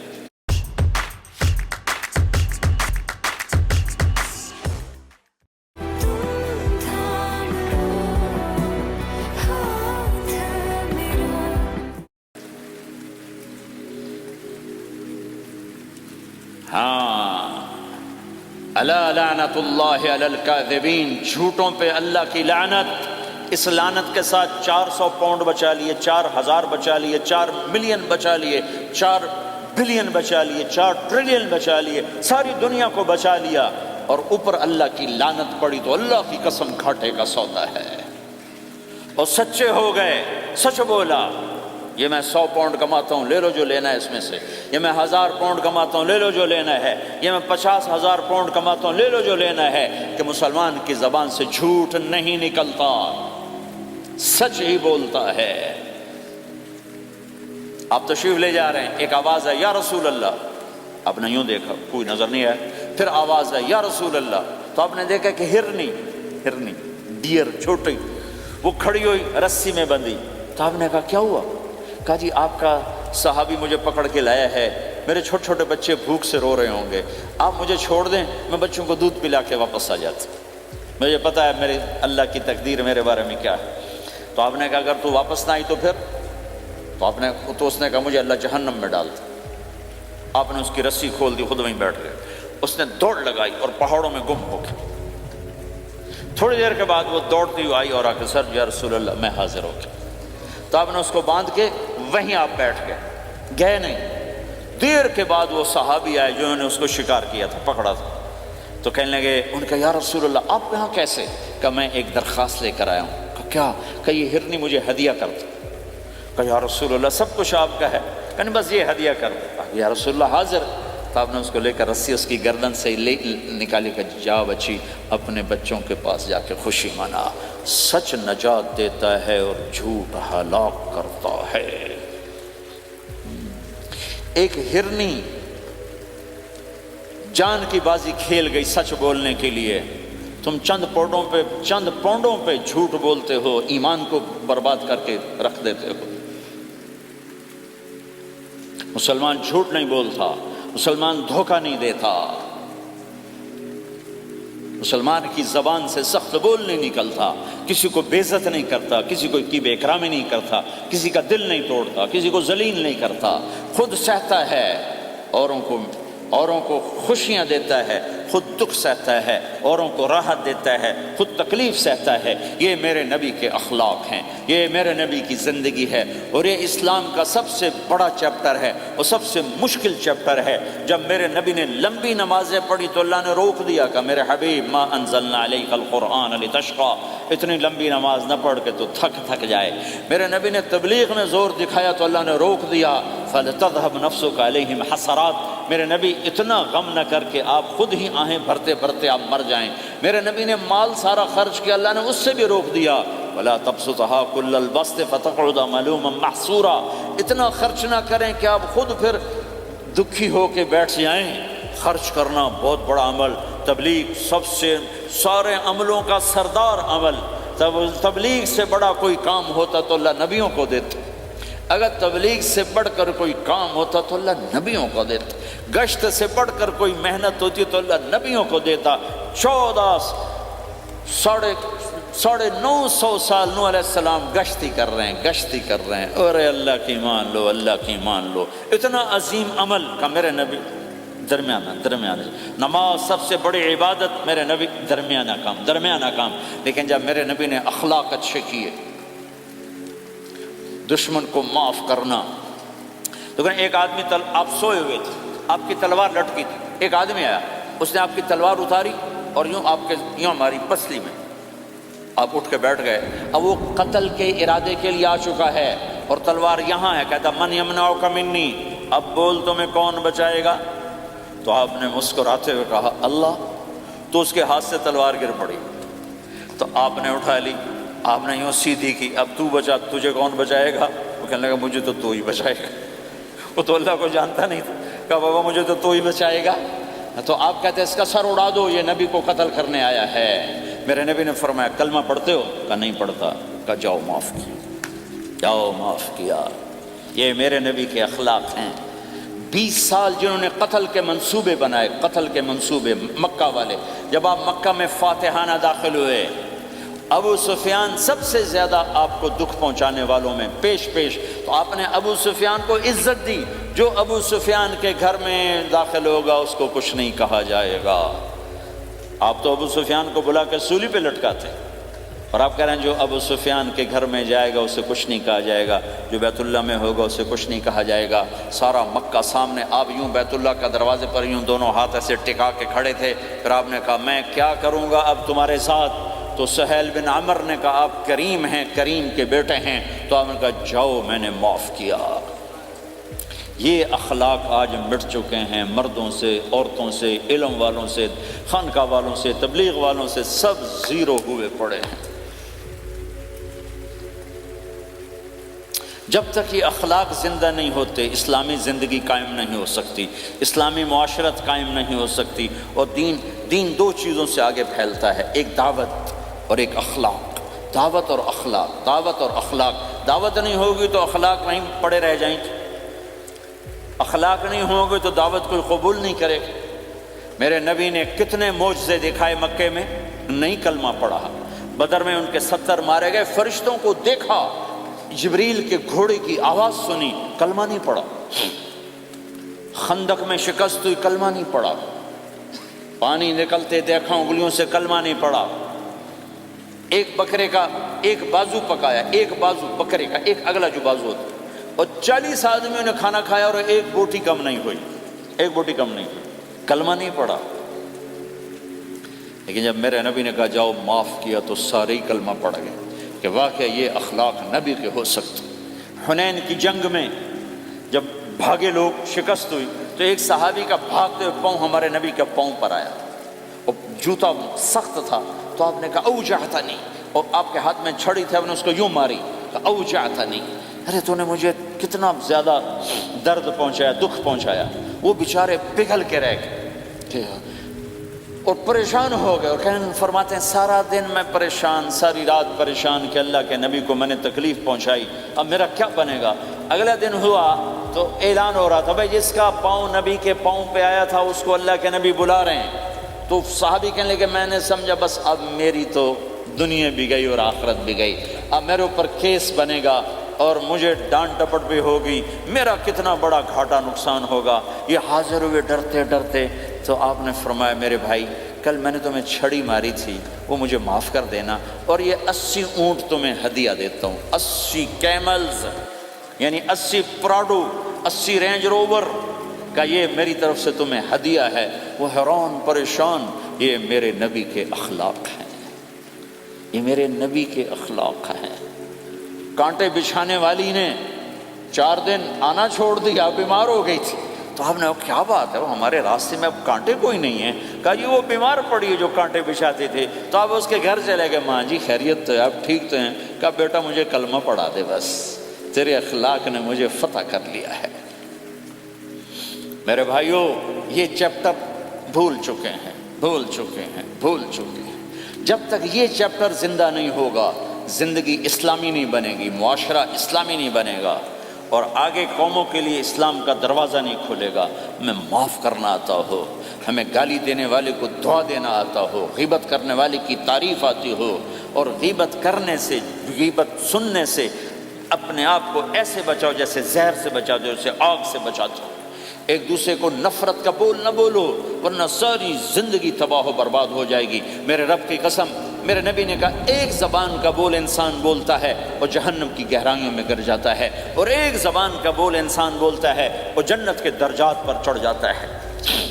یہ زبان بہت طاقتور چیز ہے، میں ہر بیان میں اس کو دہرا رہا ہوں کہ جتنا یہ عمل ختم ہو چکا ہے اتنا کوئی عمل بھی نہیں ختم ہوا ہے۔ میرے نبی نے فرمایا معاذ تمہیں سارے دین کا خلاصہ بتاؤں؟ معاذ الا انبئک بمیلاک ھذا کلہ، میں تمہیں پورے دین کا خلاصہ بتاؤں؟ کون معاذ جس کے ہاتھ میں علماء کا جھنڈا ہوگا؟ کون معاذ؟ میں ابھی مئی میں ان کے اردن اجتماع میں گیا، آگے ان کے اربد میں گئے، آگے وہاں ان کا مقبرہ ہے 18 کلومیٹر۔ میں گیا کمرے میں داخل ہوا تو سارا کمرہ خوشبو سے مہک رہا تھا، اور مجھے ایک شخص نے بتایا یہ خوشبو 24 گھنٹے یہاں آتی رہتی ہے۔ جن کو 18 ہجری میں انتقال ہوا، 1417 سال ہو گئے مرے ہوئے، اور قبر سے خوشبو آ رہی۔ اس آدمی کو سمجھایا کیسے اور بتایا کیا؟ معاذ تمہیں سارے دین کا خلاصہ بتاؤں؟ کہا جی بتائیں۔ تو آپ نے یوں کیا، اپنی زبان نکالی اور اس کو پکڑا انگلی سے، کہا کف ھذا، معاذ اس زبان پہ قابو پا جا، یہ پورا دین ہے۔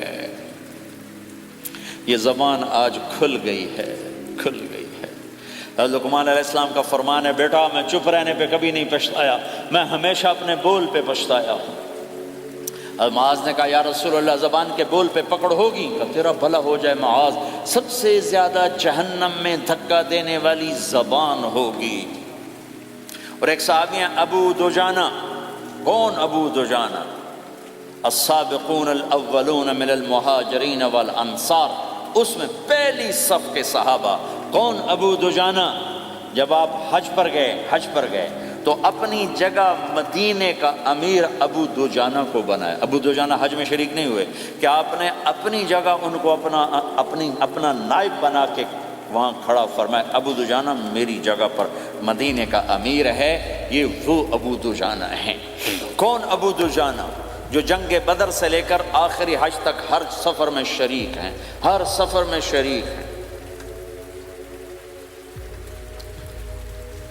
ان کی ایک بات میں بتانا چاہتا ہوں، پہلے تھوڑی سی ان کی ہسٹری بتانا چاہتا ہوں۔ کون ابو دجانہ؟ احد کی جنگ میں آپ نے تلوار اٹھائی، کہ اس تلوار کو کون لے گا؟ کئی صحابہ کھڑے ہو گئے، آپ نے کہا اس تلوار کا حق کون ادا کرے گا؟ سارے بیٹھ گئے، 3 آدمی کھڑے رہے، ایک زبیر بن عوام، ایک عمر بن خطاب، ایک ابو دجانہ۔ ان کا نام ہے سماک بن خرشنہ، سماک بن خرشنہ ان کا نام، ابو دجانہ سے مشہور ہے۔ تو آپ نے تلوار نہ عمر کو دی، نہ زبیر کو دی، ابو دجانہ کو دی تھی۔ تو عمر رضی اللہ عنہ نے تو محسوس نہیں کیا، حضرت زبیر نے محسوس کیا کہ اس کو کیوں دی، مجھے کیوں نہیں دی، میں مہاجرین میں سے ہوں، میں پھوپھی کا بیٹا ہوں، میں اس سے دلیری میں کم نہیں ہوں۔ بلکہ حضرت زبیر کی دلیری کی تو دھاک تھی، جدھر سلوار چلتی تھی کاٹتی چلی جاتی تھی، کہنے لگا میں دیکھوں گا یہ کیا کرتا ہے۔ تو ابو دجانہ کے پیچھے پیچھے زبیر ہو لیے، تو ابو دجانہ نے جو حملہ کیا تو 3000 کا لشکر تھا، اس کو چیر کے پار نکل گیا، پورے لشکر کو کاٹ کے پار نکل گیا۔ اور آگے عورتیں کھڑی تھیں جو مکے کے لشکر کو تیار کر رہی تھیں، نحن بنات طارقی نمشی علی النمارقی مشی القتل بوارقی المسک فی المخالقی المسک فی المفارقی والدر فی المخالقی ان تقبلوا نعانقی وتدبروا نفارقی فراق غیر وامقی، یہ گانا گا رہی تھیں اور ان کو تیار کر رہی تھیں۔ تو جب ابو دجانہ کی تلوار نظر آئی تو سب بھاگی، ہندا پکڑی گئی، تو آپ نے یوں اپنی تلوار ہندا کے سر پر رکھی، انہوں نے چیخ ماری، تلوار ہٹا لی۔ تو زبیر پیچھے پیچھے کہ یہ کیا کیا ہے؟ جنگ میں اگر کوئی عورت حصہ لے اسے مارنا جائز ہے، ویسے جائز نہیں ہے، عورت کو، بچے کو، بوڑھے کو ہاتھ لگانا جائز نہیں ہے۔ تو انہوں نے کہا تلوار کیوں نہیں چلائی؟ کہا میرے محبوب کی تلوار ہے، عورت کے خون سے رنگین کر کے اس کی شان نہیں گھٹانا چاہتا، یہ میرے نبی کی تلوار۔ پھر واپس ہوئے، پھر اٹیک کیا اور پھر مجمع کو چیر دیا۔ سامنے ایک آدمی آ رہا تھا ہاتھی کی طرح، اتنا لمبا موٹا تازہ، تو زبیر کہنے لگے میرے جی میں آیا کبھی اس کی ٹکر ہونا پھر میں دیکھوں ابو دجانہ کیا چیز ہے۔ تو اللہ کا کرنا ایسا ہوا ابو دجانہ دونوں آمنے سامنے ہو گئے، تو وہ ایسے شاہ سوار تھے کہ دونوں طرف کے لشکر ذرا تھم گئے اور وہ دونوں بھڑ گئے۔ ابو دجانہ کے اپنے جوہر، اس پہلوان کے اپنے جوہر، غبار اٹھا، مٹی اٹھی، اور اس کی اپنی طاقت، ان کی اپنی طاقت، انہوں نے ابو دجانہ کو اس نے زخمی کر دیا۔ ابو دجانہ نے جو جوش میں آ کے ماری تلوار، اس کو لگی یہاں، تو اتنی طاقت سے لگی کہ اس کے نیچے اتر کر 2 ٹکڑوں میں تقسیم کر دی، ماری، ایک حصہ ادھر ایک حصہ۔ پھر یوں دیکھا اور اپنے چہرے سے لوہے کی ٹوپی اتاری، کما ترا انا ابو دجانہ، کیا دیکھ رہے ہو؟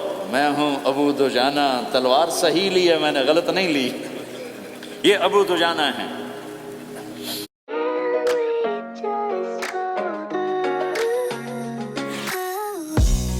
کیسے میں کہوں، کیسے میں یہ کہوں، اثر جو تیرا۔ آپ بھی سوچ رہے ہیں کہ کیسے کہوں؟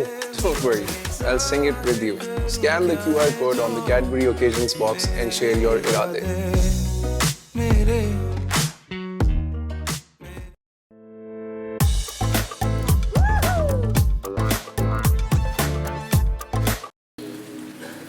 اور جب شکست ہو گئی احد کی جنگ میں، اور پھر 10-12 آدمیوں نے آپ کو گھیرے میں لیا ہوا تھا، ان میں ایک ابو بکر تھے، عمر تھے، علی تھے، طلحہ تھے، زبیر تھے، سعد بن ابی وقاص تھے، اور سہل بن حنیف تھے، عبادہ قتادہ بن نعمان تھے، اور ابو دجانہ تھے رضی اللہ تعالی عنہم، ان میں سے ایک ابو دجانہ بھی تھے۔ اور یمامہ کی جنگ میں ابو دجانہ شہید ہوئے، یمامہ کی جنگ میں شہید ہوئے۔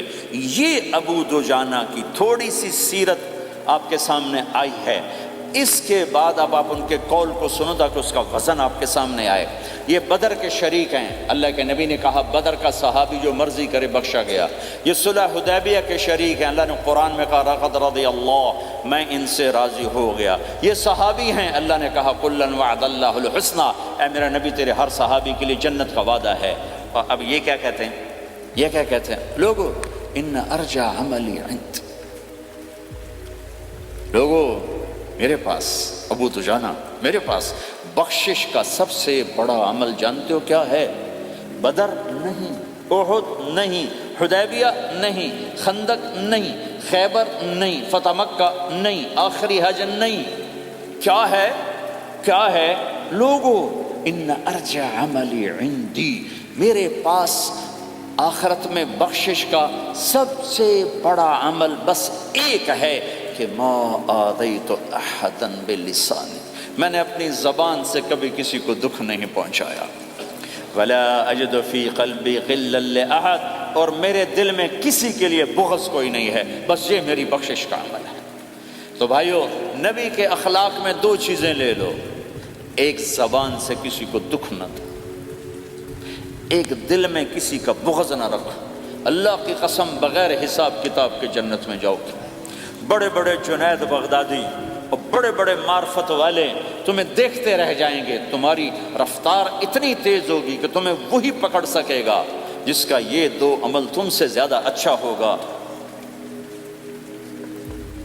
جس روڈ پہ رش ہوتا آپ وہاں سے گاڑی ہٹا لیتے ہو، وہ ادھر نہیں جانا، ادھر رش ہے، وہ سائن وغیرہ آپ کو آ جاتے ہیں کہ بھائی ادھر بلاک ہے، ادھر نہیں جانا، ادھر جانا ہے۔ تو جہاں روڈ پہ رش ہوتا ہے تو قیمتی سے قیمتی گاڑی کی رفتار بھی آہستہ ہو جاتی ہے، اور جہاں روڈ خالی ہوتا ہے تو پرانی گاڑی بھی بھاگے جا رہی ہوتی ہے۔ ہمارے یہاں پرانی گاڑی ہوتی ہے نا، پرانی بسوں کے پیچھے لکھا ہوتا ہے نہ انجن کی خوبی نہ ڈرائیور کا کمال، خدا کے سہارے چلی جا رہی ہے۔ اور جس کے پاس ایسی گاڑی ہو، نہ انجن کی خوبی نہ ڈرائیور کا کمال، تو اگر اس کو روڈ خالی مل جائے تو وہ تو مرسیڈیز والے سے پہلے پہنچے گا، رینج روور والے سے پہلے پہنچے گا، بینٹلی والے سے پہلے پہنچے گا، رولز رائس والے سے پہلے پہنچے گا، جو وہ تو پھنسی کھڑی ہے اور اس کا روڈ ہی خالی ہے۔ تو میرے بھائیوں، یہ میں ایک مثال دیتا ہوں، عبادات کی روڈ پہ بہت رش ہے، نمازی بے شمار ہیں، روزے دار بے شمار ہیں، عمرے والے بے شمار ہیں، حج والے بے شمار ہیں، اور تہجد گزار بے شمار ہیں، علماء بے شمار ہیں، حافظ بے شمار ہیں، ذکر والے بے شمار ہیں، بہت رش ہے، تبلیغ والے بے شمار ہیں، لیکن جو اخلاق والا روڈ ہے نا، یہ خالی پڑا ہے۔ اس پہ موٹر زوکی پہ چڑھ کے آ جاؤ تو سب سے آگے نکل جاؤ، سائیکل پہ چڑھ کے آ جاؤ تو سب سے آگے نکل جاؤ، کہ روڈ ہی خالی ہے۔ اخلاق کا روڈ خالی ہے۔ غصے کو پینا، دکھ دینے والے کے سامنے، درد دینے والے کو خوشیاں دینا، گالی دینے والے کو دعا دینا، کرو تو صحیح۔ میرے رب کی قسم، اس میں وہ لذت ہے، وہ لذت ہے کہ ساری دنیا کی لذتیں تمہیں بھول جائیں گی اگر یہ لذت تمہیں مل گئی۔ پی جا ایام کی تلخی کو بھی ہنس کے ناصر، غم کے سہنے میں بھی قدرت نے مزہ رکھا ہے۔ اپنے لہو کے گھونٹ پی، زخم پہ زخم کھا کے جی، آہ نہ کر لبوں کو سی، عشق ہے دل لگی نہیں، سینے پہ تیر کھائے جا، آگے قدم بڑھائے جا، یعنی زبان حال سے کہہ دے کہ ہاں ستائے جا۔ آج اخلاق کوئی نہیں ہے، میں تو روتا پھرتا ہوں۔ تبلیغ میں نکلو نکلو نکلو، خانقاہوں میں ذکر ذکر ذکر، اور مدرسوں میں فقہ فقہ فقہ۔ کوئی تو اس سبق کو بھی، یا اور بھی دکھ ہیں زمانے میں محبت کے سوا، راحتیں اور بھی ہیں وصل کی راحت کے سوا۔ جس دن امت کے اخلاق زندہ ہوئے، آپ اسلام کی بہار دیکھو گے۔ اگر اپنے گھر میں خوشیاں لانا چاہتے ہو تو اللہ کی قسم بڑے گھر سے نہیں آئے گی، کوئی 5 لاکھ پاؤنڈ کی گاڑی سے خوشی نہیں آئے گی، کوئی بہت بڑا عالی شان بنگلہ بنانے سے خوشی نہیں آئے گی، تمہارے اخلاق سے گھر میں خوشی آئے گی۔ اگر بیوی کا سلوک تمہارے ساتھ اچھا ہے، تمہارا سلوک بیوی کے ساتھ اچھا ہے، اس گھر میں خوشی ہے۔ بیوی کا بول بدتمیز ہو تو خامند کی زندگی برباد، خامند کا بول بدتمیز ہو تو بیوی کی زندگی برباد، اولاد بد اخلاق ہو تو ماں باپ کی زندگی برباد، ماں باپ میں سختی ہو تو اولاد کی زندگی برباد، بھائی بھائی میں بول میں سختی ہو تو بھائی کی زندگی برباد، بہن بھائیوں میں سختی ہو تو بہن بھائی کی زندگی برباد، نیبر کے ساتھ سختی ہو تو نیبر کی زندگی برباد۔ میرے نبی نے فرمایا، ما آمن بی من بات شبعان و جارہ جاعے، وہ میرے اوپر ایمان لایا ہی نہیں جو خود پیٹ بھر کے کھائے اور پڑوسی بھوکا ہو۔ واللہ لا یؤمن، واللہ لا یؤمن، واللہ لا یؤمن، 3 دفعہ اللہ کی قسم ایمان والا نہیں، اللہ کی قسم ایمان والا نہیں، اللہ کی قسم ایمان والا نہیں۔ کون یا رسول اللہ؟ الذی لا یأمن جارہ بوائقہ، جو پڑوسیوں کو تنگ کرے وہ ایمان والا نہیں ہے۔ میرے بھائیوں، یہ چیپٹر مٹ چکا ہے، کہیں نہیں دیکھنے کو ملتا ہے۔ ایسا نہیں کہ دنیا خالی ہو گئی ہے، لیکن 1 کروڑ میں 1 ملا تو کیا ملا، 1 کروڑ میں بھی 1 نہیں ملتا۔ میں بڑے لمبے سفر کر کر کے اس نتیجے پر پہنچا ہوں کہ 1 کروڑ مسلمان اکٹھے کروں، اس اس میں لاکھوں تہجد گزار ہوں گے، لاکھوں 5 وقت کے نمازی ہوں گے، اس میں لاکھوں عمر حج کرنے والے ہوں گے، اس میں لاکھوں علماء حفاظ ہوں گے، لیکن شاید اخلاق والا ایک بھی نہ، ایک بھی نہ۔ اپنی زندگی کو اگر سکھ دینا ہے، چیزوں کے پیچھے نہ دوڑو، اخلاق بناؤ۔ مقدر کی چیزیں ملیں گی، کمائیوں میں حلال لاؤ، حرام سے بچو، سچ پہ آؤ، جھوٹ سے بچو، دھوکہ نہ دو کسی کو، ورنہ زندگی ویران ہو جائے گی۔ ٹیکس بچانے کے لیے جھوٹ نہ بولو، ورنہ دل کالا ہو جائے گا۔ جھوٹ پیسے کی خاطر، لعنت ہے اس دولت پر، لعنت ہے اس ملک پر۔ ہے کیا مثالیں اس امت نے قائم کی ہیں، اچھوں سے برے، بروں سے اچھے ہمیشہ پیدا ہوتے چلے آئے۔ یزید فاسق، فاجر، ظالم، 3 بر اعظم کی حکومت چھوڑ کے مر رہا ہے، 34 سال کی عمر، اور بعض آتا ہے 38 سال کی عمر، 40 سال کو نہیں پہنچا، 40 سال سے پہلے مر گیا۔ اس کا بیٹا معاویہ بن یزید رضی اللہ تعالیٰ عنہ، 3 بر اعظم کی حکومت، 3 بر اعظم کی حکومت، 40 دن حکومت کی، 40 دن، پھر اپنے سارے خاندان کو اکٹھا کیا اور کہا دیکھو لوگو، جس حکومت کے نیچے حسین کا خون گرا ہو، میں اس حکومت پہ لعنت بھیجتا ہوں۔ یہ ہے تمہاری حکومت، جس کو مرضی دے دو، مجھے نہیں چاہیے۔ 3 بر اعظم کی حکومت چھوڑ دی، صرف 22 سال کی عمر میں، 22 سال کی بھرپور جوانی کی عمر میں حکومت کو لات مار دی۔ میں چند پاؤنڈ کے لیے سچ کو لات مار دوں، میں چند پاؤنڈ کے لیے انسانوں کو دھوکہ دوں؟ تو بھائیو سچ کے عادی بنو۔ بڑا عالی خلق ہے سچ بولنا، بڑے عالی اخلاق ہیں لوگوں کو نفع پہنچانا، لوگوں کے سامنے میٹھا بنو، کڑواہٹ اندر رکھو، مٹھاس تقسیم کرو، پوری دنیا میں دین زندہ ہوگا۔ اس نقل و حرکت، یہ دعوت کی نقل و حرکت، میں بولٹن میں آج سے 31 سال پہلے بھی آیا تھا، 20 آدمی نہیں اکٹھے کر سکے تھے ہم، سارے دن کے گشتوں کے بعد۔ ایک گرجا مسجد تھا اس وقت، تو ہم کو 50 آدمی اکٹھے نہیں کر سکے تھے۔ آئیے ہزاروں کا مجمع ہے، اس کے پیچھے پتہ نہیں کتنی محنتیں ہوئی ہیں، تب جا کر یہ رنگ بنا ہے، اس لیے کہ شکل بنی ہے، اس میں رنگ بھرنے کی ضرورت ہے، اور وہ ہے میرے نبی کے اخلاق، میرے نبی کی مبارک زندگی، جس میں درگزر، جس میں معاف کرنا، جس میں میٹھا بول، جس میں چھوٹا بن جانا اور دوسرے کو بڑا بنانا، جس میں سچ بولنا، جس میں دھوکے سے بچنا، یہ مسلمان کی شان ہے۔ تو ہمارے تو نوجوان یہاں کی لڑکیوں کو دھوکہ دیتے ہیں، پیپر بنانے کے لیے یہاں کی لڑکیوں سے شادی کرتے ہیں، ان کی زندگیاں برباد کر دیتے ہیں، اپنا ایمان خراب کرتے ہیں، ان کی زندگی خراب کرتے ہیں۔ مسلمان ہی دھوکے باز بن جائے تو لوگوں کو راہبری کون دے، راہبر کون بنے گا؟ تو میرے بھائیو، اللہ اس کے رسول کو ڈھونڈنے کے لیے یہ تبلیغ کی محنت ہے، در در پھرو، اور یہ 2 باتیں بن جائیں، ایک ہماری عبادات ٹھیک ہو جائے، ایک ہمارے اخلاق ٹھیک ہو جائے۔ اس کو لے کر جب ہم پھریں گے تو اللہ کے فضل سے ایک لہر چلے گی جو دنیا کے ہر آخری کونے تک پہنچے گی، ہر گھر کو اللہ تعالیٰ توحید کے نور سے روشن کر دے گا۔ اس کے لیے ہم وقت مانگتے ہیں کہ یہ ایک زندگی ہے جو میرے 1.25 گھنٹے کی تقریر سے 1.5 گھنٹے کی تقریر سے قابو میں نہیں آئے گی، اس کو سیکھنے کے لیے وقت مانگتے ہیں۔ نکلو میرے بھائیو، اور آج تک جو اللہ پاک کے ساتھ، اللہ کے رسول کے ساتھ کوئی جنگ کی، اس سے صلح کر لو، کسی سے لڑے ہوئے ہو فوراً صلح کر لو، اس کو بھی منا لو، اس سے بھی مان جاؤ، کسی سے روٹھے نہ رہو، کسی سے قطع تعلق نہ کرو، سب سے سلام کرو، دل کو صاف رکھو۔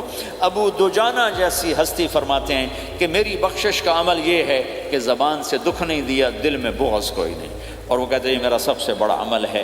یہ اپنے نبی کے اخلاق میں 2 باتیں لے لیں، اس زبان سے کسی کو دکھ نہ پہنچے، دل میں کتنا ہی لوگ ستائیں، بغض نہ رکھو، صاف کرو، دھو دو۔ اور فرائض میں نماز چھوٹے نہیں، اور پھر اس کو لے کر یہ امت پھرے، چونکہ اس امت کا کام بیٹھنا نہیں ہے۔ اس امت کا اجتماعی جرم ہے کہ انہوں نے اللہ کے دین کے لیے پھرنا چھوڑ دیا۔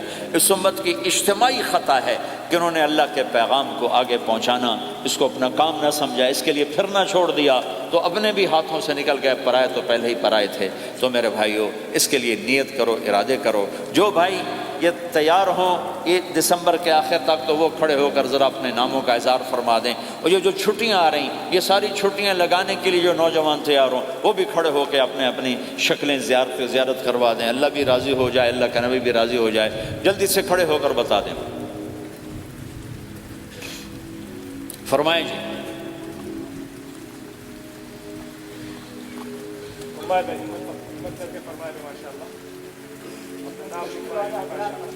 بولو بھائی،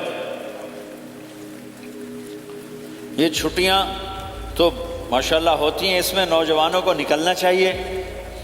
اکثر نوجوان بیٹھے ہیں، اٹھو بھائی۔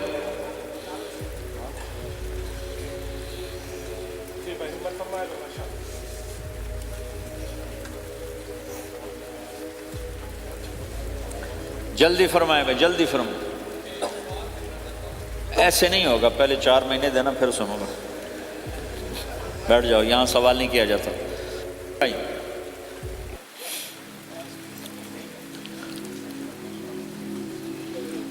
جلدی سے بتائیں بھائی، جلدی سے بتائیں بھائی۔ ان چھٹیوں میں کون نکلے گا اللہ کے راستے میں؟ ان چھٹیوں میں جو نوجوان تیار ہوں کھڑے ہو جائیں۔ ان چھٹیوں میں جو تیار ہیں چھٹیاں لگانے کے، وہ کھڑے ہو جائیں۔ چھٹیاں اللہ کے راستے میں۔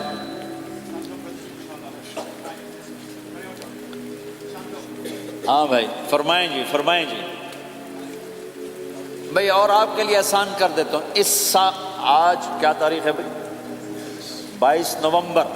اگلے سال 22 نومبر تک اللہ زندگی رکھے، جو بھائی چلے 4 مہینے کے لیے تیار ہوں وہ کھڑے ہو جائیں۔ 1 سال کے اندر، 1 سال کے اندر انشاءاللہ ہم جائیں گے، وہ بھائی کھڑے ہو جائیں۔ 1 سال کے اندر انشاءاللہ ہم نے جانا ہے، ترتیب بنانی ہے، وہ کھڑے ہو جائیں۔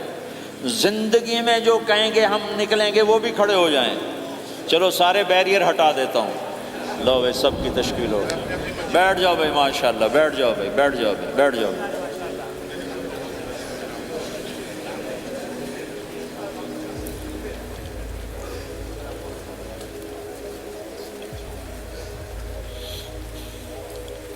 ہاں میں بیٹھ جا، میں دعا کرتے ہیں۔ دعا سے پہلے تھوڑی سی بات کرنا چاہتا ہوں، سن لیں پھر انشاءاللہ دعا کرتے ہیں۔ مسلمان کی زندگی چلتے پھرتے دعوت ہے، مسلمان کی زندگی چلتی پھرتی دعوت ہے۔ اگر اسلام ہماری زندگی میں ہو، عبادات ایسی چیزیں جو نظر نہیں آتی، اخلاق ایسے چیزیں جو چھپ نہیں سکتی۔ اخلاق ایک ایسی صفت ہے جس کو آپ چھپا نہیں سکتے، بد اخلاقی ایسی برائی ہے جس کو آپ چھپا نہیں سکتے۔ شراب تو چھپ سکتی ہے، اندر کمرے میں بیٹھ کے پی لے۔ روزہ چھپ سکتا ہے، نہیں رکھا کسی کو کیا خبر۔ نماز بھی چھپ جاتی، نہیں خبر پڑھی ہے کہ نہیں پڑھی۔ لیکن برے اخلاق بھی نہیں چھپتے اور اچھے اخلاق بھی نہیں چھپتے۔ ایک اچھے اخلاق خوشبو کی طرح مہکتے ہیں اور برے اخلاق گندگی کی طرح بدبو چھوڑتے ہیں۔ ہمارا معاشرہ اسلامی اس وقت بنے گا جب ہمارے اخلاق عالی ہوں گے، تو یہ نقل و حرکت اس کو طاقت پہنچائے گی۔ یہ گھر بیٹھنے سے چیز نہیں آئے گی بھائی، پھرنا پڑے گا، دھکے کھانے پڑیں گے۔ لیکن ان دھکوں میں بھی اللہ نے بڑی لذت رکھی ہے، بہت عجب نشہ ہے اس کا۔ جنید جمشید مجھے پہلی دفعہ ملا 97، جب وہ بہت بڑا اس وقت تھا، وہ لیجنڈ گلوکار۔ تو اس نے مجھ سے کہا کہ مولانا، جس گلیمر کو پاکستانی نوجوان خوابوں میں دیکھتے ہیں، وہ گلیمر مجھے فزیکلی حاصل ہے، لیکن میرے اندر اندھیرا ہے، روشنی نہیں، خالی ہے۔ کیوں؟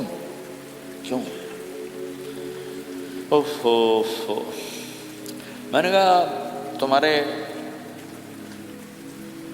سیدھے گھٹنے میں درد ہو، تم الٹے گھٹنے میں دوا لگاؤ تو فائدہ ہوگا کہ نہیں؟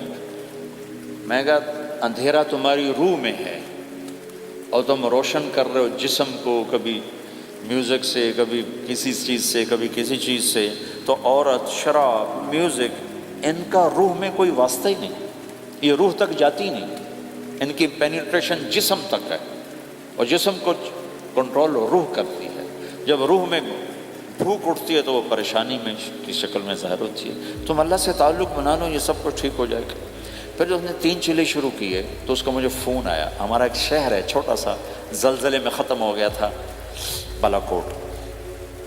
تو اس کا مجھے وہاں سے فون آیا کہ مولانا میں ایک پرانی مسجد میں ایک پھٹی ہوئی چٹائی پر لیٹا ہوا ہوں، اور جس سکون کو میں 5 سٹارز ہوٹل میں دیکھتا تھا، ڈھونڈتا تھا، وہ آج مجھے یہاں مل چکا ہے. اور مجھے یوں لگتا ہے میں ہوا میں اڑ جاؤں گا، میں ہوا میں اڑ جاؤں گا. کیا ہوا کہ اللہ سے تعلق بنا اور روح میں سکون آ گیا، ٹھنڈک آ گئی. تو ایک گناہوں سے بچنا اور ایک فرائض کو پورا کرنا، ایک اپنے اخلاق کو ٹھیک کرنا، یہ چند ایک کام ہیں جو کر لے گا اللہ اسے آباد کر دے گا. جہاں ہو نماز نہ چھوٹے، رمضان آ جائے روزے نہ چھوٹے، زکوٰۃ فرض ہو جائے خوشی سے ادا کریں، اپنی کمائیوں کو حلال پہ لائیں، غلط کاغذات سے، غلط پیپر سے، غلط ہیرا پھیری سے پیسہ نہ بنائیں. یہ پیسہ تباہی کے سوا کچھ نہیں لاتا. اپنی حلال کمائی کرو کہ میرے نبی کا فرمان ہے جو صبح سے شام تک حلال کمانے میں تھکتا ہے اس کے اس دن کے سارے گناہ معاف ہو جاتے. سعد بن معاذ بیٹھے تھے، ان کے ہاتھوں پر اللہ کے نبی کی نظر پڑی تو ہاتھ بڑے سخت تھے. تو ہم نے کہا سعد تیرے ہاتھ اتنے سخت کیوں ہیں؟ کہا جی میں اپنے باغ میں خود کام کرتا ہوں، اس سے یہ سخت ہو گئے. تو آپ نے سعد کا ہاتھ پکڑا اور ایسے چوما اور کہا اپنے بچوں کو حلال کھلانے میں بچوں کو حلال کھلانے میں جو ہاتھ ایسا ہو جائے گا اس پہ جہنم کی آگ حرام ہو جائے گی. کہ بھائیو حلال، جھوٹ نہ داخل کرو. چاہے کتنے بڑے مفتی فتویٰ دیں کہ ٹیکس بچانے کے لیے جھوٹ بولنا جائز ہے، میں کہتا ہوں نہیں، سچ. 2 سودے ہیں، ایک طرف چند 100 پاؤنڈ ہیں، ایک طرف سچ ہے. جس کو لینا ہے لے لو. سچ کو لوگے تو اللہ کے قدموں میں چلے جاؤ گے، اللہ کے حبیب کی چھاؤں میں چلے جاؤ گے، اللہ کی چھاؤں میں چلے جاؤ گے. جھوٹ، ہاں صرف جھوٹ بولنا جائز ہے. 2 بھائی لڑ پڑے، ان میں صلح کرانے کے لیے جھوٹ بولنا جائز ہے. میاں بیوی لڑ پڑیں تو بیوی کو منانے کے لیے خامند جھوٹ بول سکتا ہے، خامند کو منانے کے لیے بیوی جھوٹ بول سکتی ہے. اس کے علاوہ جھوٹ نہیں ہے. سچ کے ساتھی بنو. اللہ کی قسم وہاں سے رزق آئے گا جہاں سے وہم و گمان بھی. پھر آپ اس حکومت کو دھوکہ دیتے ہو جو آپ کی ہمدرد. ہماری حکومتیں تو خود بھی چور ہیں تو ان کو چور پڑے ہوئے، چوروں کو چور پڑے ہوئے. تمہاری حکومتیں تو چور نہیں ہیں تو تم پہ خرچ کرتے ہیں. ان سے بینیفٹ لینا ہو تو پیچھے ہو، ان کو ٹیکس دینا ہو تو کہتے کدھر لکھا ہے شریعت میں ٹیکس دینا جائز ہے؟ کہاں لکھا ہوگا؟ آگے مفتی بھی بیٹھو میں فتوے دینے کے لیے. جب ان سے نفع اٹھاتے ہو تو ان کو نفع پہنچاؤ، ان سے سہولتیں لیتے ہو ان کو سہولت پہنچاؤ. یہ تمہارے خرچ کرنے میں دیانتدار ہیں، ان کے ساتھ بددیانتی نہ کرو. مسلمان ہو اور دھوکہ، یہ 2 چیزیں جوڑ نہیں سکتی. اپنی عیاشی تھوڑی کم کر دو تو اللہ اس میں برکت دے گا. آپس میں کبھی اونچ نیچ ہو جائے فوراً صلح کرو، لڑائی پہ باقی نہ رہو کہ یہ ہم نے بات نہیں کرنی، ہمارا سلام دعا ختم. ایسا کبھی نہیں کرنا. اونچ نیچ ہوتی ہے لیکن فوراً صلح کرو. ماں باپ میاں بیوی کٹھے رہتے ہیں تو ہمارا سسرالی معاشرہ بہت سخت قسم کا ہے. ماں باپ اتنی مداخلت کرتے ہیں بچے میں کو ان کی زندگی تباہ کر دیتے. ساس سسر بہو پہ اتنا حق جتلاتے ہیں کہ خامد کا بھی اتنا حق نہیں رہ جاتا، اس سے زندگی ٹوٹ جاتی. اگر سسر ہو بہو کو عزت دو، ساس ہے بہو کو عزت دے، بہو ہے ساس سسر کو عزت دے. لیکن اللہ کی قسم ساس اور سسر کا بہو پہ کوئی شرعی حق کوئی نہیں. میرے بچے کی شادی ہوئی، میں نے اپنی بیوی سے کہا بات سنو، ہم کسی کی بیٹی کو لے کے آ رہے ہیں، اگر ماں بن کے دکھاؤ گی تو میں یہاں اس کو لاؤں گا، اور اگر ماں بن کے نہیں دکھانا تو میں اس کو الگ گھر دیتا ہوں تاکہ ہم اس کی زندگی میں دخل انداز نہ ہوں، ہم ان کی زندگی کو خراب نہ کریں. اگر کسی کے پاس الگ گھر دینے کی وسعت نہیں ہے تو وہ خود تو الگ ہو سکتا ہے کہ نہیں ہو سکتا. ایک ہی گھر میں رہتے ہیں، الگ گھر کی وسعت نہیں، تو دونوں باہر نکل جاؤ، بچوں کی زندگی سے باہر نکل جاؤ، اپنا ان پر حاوی نہ کرو، ورنہ آپ خود بھی برباد ہو جاؤ گے، ان کو بھی برباد کر دو گے۔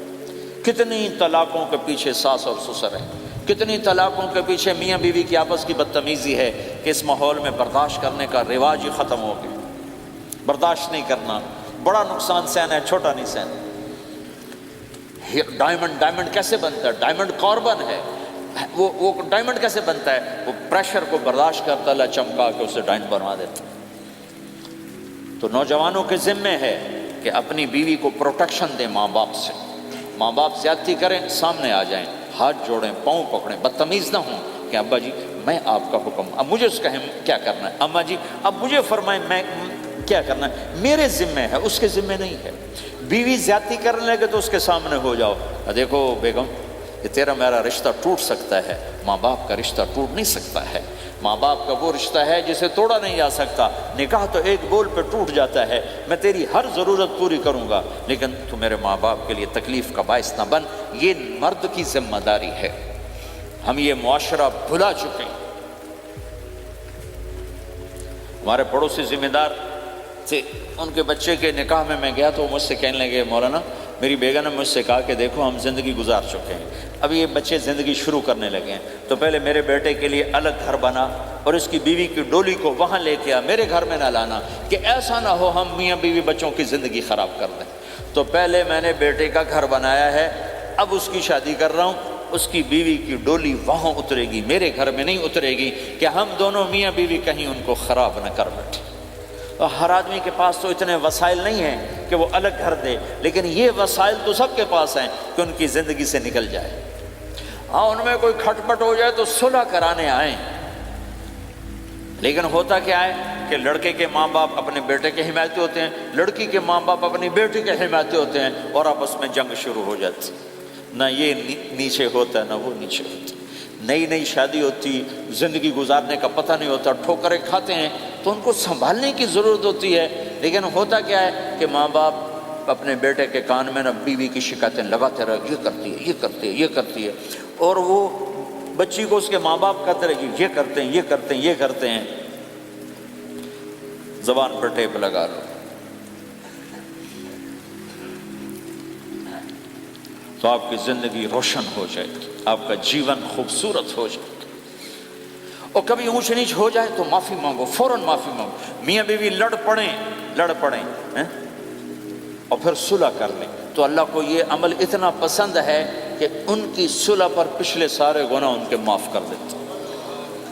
قرآن کی ایک آیت اتری ہی میاں بیوی کی لڑائی پر تھی۔ ایک خامد اپنی بیوی پہ بڑے ناراض ہو، مسجد میں بیٹھے بیٹھے انہوں نے نیت کی گھر جاؤں گا اور بیوی کی ٹھکائی کروں گا۔ یہ انہوں نے نیت کی، مسجد میں بیٹھے بیٹھے نیت کی گھر جاؤں گا، میں انہوں چنگا لتر پھیرنا ہے۔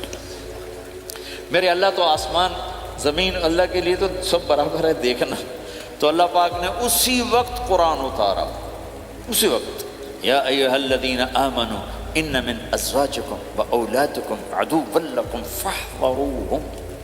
اے ایمان والو، بیوی بچے اولاد، عدوکم نہیں کہا، عدو لکم، بیچ میں لام لائے ہیں، یہ بتانے کے لیے کہ عدو اصلی معنی میں نہیں ہے، یہ اس معنی میں ہے کہ اے ایمان والو تمہارا بیوی بچوں کے ساتھ ٹھیا ہو سکتا ہے، کھٹ پٹ ہو سکتی ہے، جھگڑا چھوٹا موٹا ہو سکتا ہے، کیا کرنا ہے؟ فاحذروہم، اس سے بچنا ہے، بڑھانا نہیں، بچنا ہے۔ کیسے بچنا ہے؟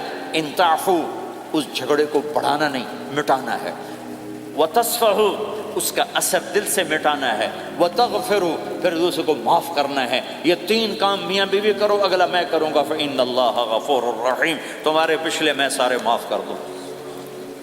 تو اگر اس مجمع میں کوئی بیوی سے لڑا بیٹھا ہے تو جاتے جا کے صلح کر، کوئی ماں باپ سے لڑا بیٹھا ہے تو جاتے جا کے صلح کر، کوئی ماں باپ بچوں سے ناراض ہیں جا کے خود مان جائیں۔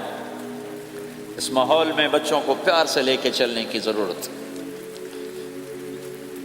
میرے نبی کی زندگی محبت کا شاہکار ہے، ساری زندگی کسی کو ڈانٹا نہیں، ساری زندگی کسی کو ڈانٹا نہیں، اپنی وجہ سے، کسی پہ ہاتھ نہیں اٹھایا، اپنی وجہ سے۔ حسن انس فرماتے میں نے 10 سال اللہ کے نبی کی خدمت کی، ایک دفعہ نہیں کہا یہ کیوں کیا، ایک دفعہ نہیں کہا یہ کیوں نہیں کیا۔ تو بھائیو یہ خوبصورت زندگی ہے۔ آپ کے یہاں تو خادم نہیں ہوتے، سارا گھرانہ ہی خادم ہوتا ہے۔ تو میں پاکستان میں ہوں تو میں اگلا چیپٹر بیان کرتا ہوں کہ نوکروں کے ساتھ بھی اچھا سلوک کرو۔ وہ یہاں ہے ہی نہیں، تجھے آپ پہ ہی بانڈے مانجنے، آپ پہ ہی ٹوائلٹ صاف کرنا ہے، آپ پہ ہی گڈی صاف کرنی، ڈرائیور بھی آپ پہ تھے، مالک بھی آپ پہ، پٹرول بھی آپ پہ پاؤ بھائی، چنگا انگلینڈ ہے، پٹرول بھی آپ پہ پاؤ، ہوا بھی آپ پہ بھرو۔ 2.5 لاکھ کی گاڑی یا ڈرائیور آپ پہ، ہماری 2.5 لاکھ پاؤنڈ کی، ہماری 2.5 لاکھ کی سزوکی ہوتی ہے، ہمارا نوکر بیٹھا گاڑی چلا رہا تھا۔ نوکر تو اللہ کی بڑی نعمت ہے، تم اس سے محروم ہو۔ کچھ اس کے فائدے بھی ہیں، کچھ نقصان بھی ہیں، لیکن فائدے زیادہ ہیں۔ ہمارے بچے اتنے سست ہو جاتے ہیں کہ پانی کا گلاس کہو تو اٹھ کے ہی نہیں دیتے، وہ آگے نوکر کو بلاتے۔ میری اپنی میرے ابا جی مجھے کوئی کام کہتے، پتر جا میں نا انہوں صد کیا، تو میں باہر جا ابا جی آندھا انہوں صد کیا، میں خود نہیں جاتا، ایسی سستی پڑ جاتی۔ یعنی تمہیں اپنی حماقت بتا رہا ہوں، سردی میں لیٹا ہوا تھا تو میری رضائی گر گئی، تو میں نے باہر سے نوکر بلایا، میں کہو بشیرہ او جی اور آمینہ رضائی میرے اتے پا، تو اپنا سنا رہا ہوں۔ لیکن آپ جہاں جاب کرتے ہیں، جہاں جاب کرتے ہیں وہاں دیانتداری سے جاب کرو، دھوکہ نہ ہو، فریب نہ ہو، فراڈ نہ ہو۔ آپ بھی کہیں ملازم تو ہیں، کہیں کام کر رہے ہیں، کوئی آپ کی دکان پہ کام کر رہا ہے، گھروں میں کام کرنے والے، دکانوں پہ کام کرنے والے تو ہیں۔ اور جن لوگوں کے پاس پیپر نہیں ہوتے ان کو اتنے تھوڑے پیسے دیتے ہیں کہ وہ بیچارے روٹی بھی نہ کھا سکتے، کہ بھائی یہ لینے چونکہ ان کو پتہ ہے یہ بیچارہ پھنسا ہوا ہے اور کہیں نہیں جا سکتا ہے۔ تو ایسا نہ کرو، یہ ظلم نہ کرو۔ اول تو ایسے لوگ رکھو نہیں، تمہارے لیے قانون اس کی گنجائش کوئی نہیں۔ لیکن اگر کوئی اس طرح رکھتا ہے تو پھر یہ ظلم نہ کرے کہ 100 کی بجائے 10 پاؤنڈ دے رہا ہو، بھائی لینے تو لے لو، اس کو پتہ ہے اس بیچارے نے کہیں نہیں جانا۔ ایسے ظالم نہ بنو۔ وہ ہمارے یہاں کرائسس چل رہا ہے بہت زیادہ، تو جو بیچارہ پھنس جاتا ہے نا تو اپنی پراپرٹی بیچنے پر آتا ہے، تو اس کی 1 کروڑ کی پراپرٹی کے 20 لاکھ لگاتے ہیں۔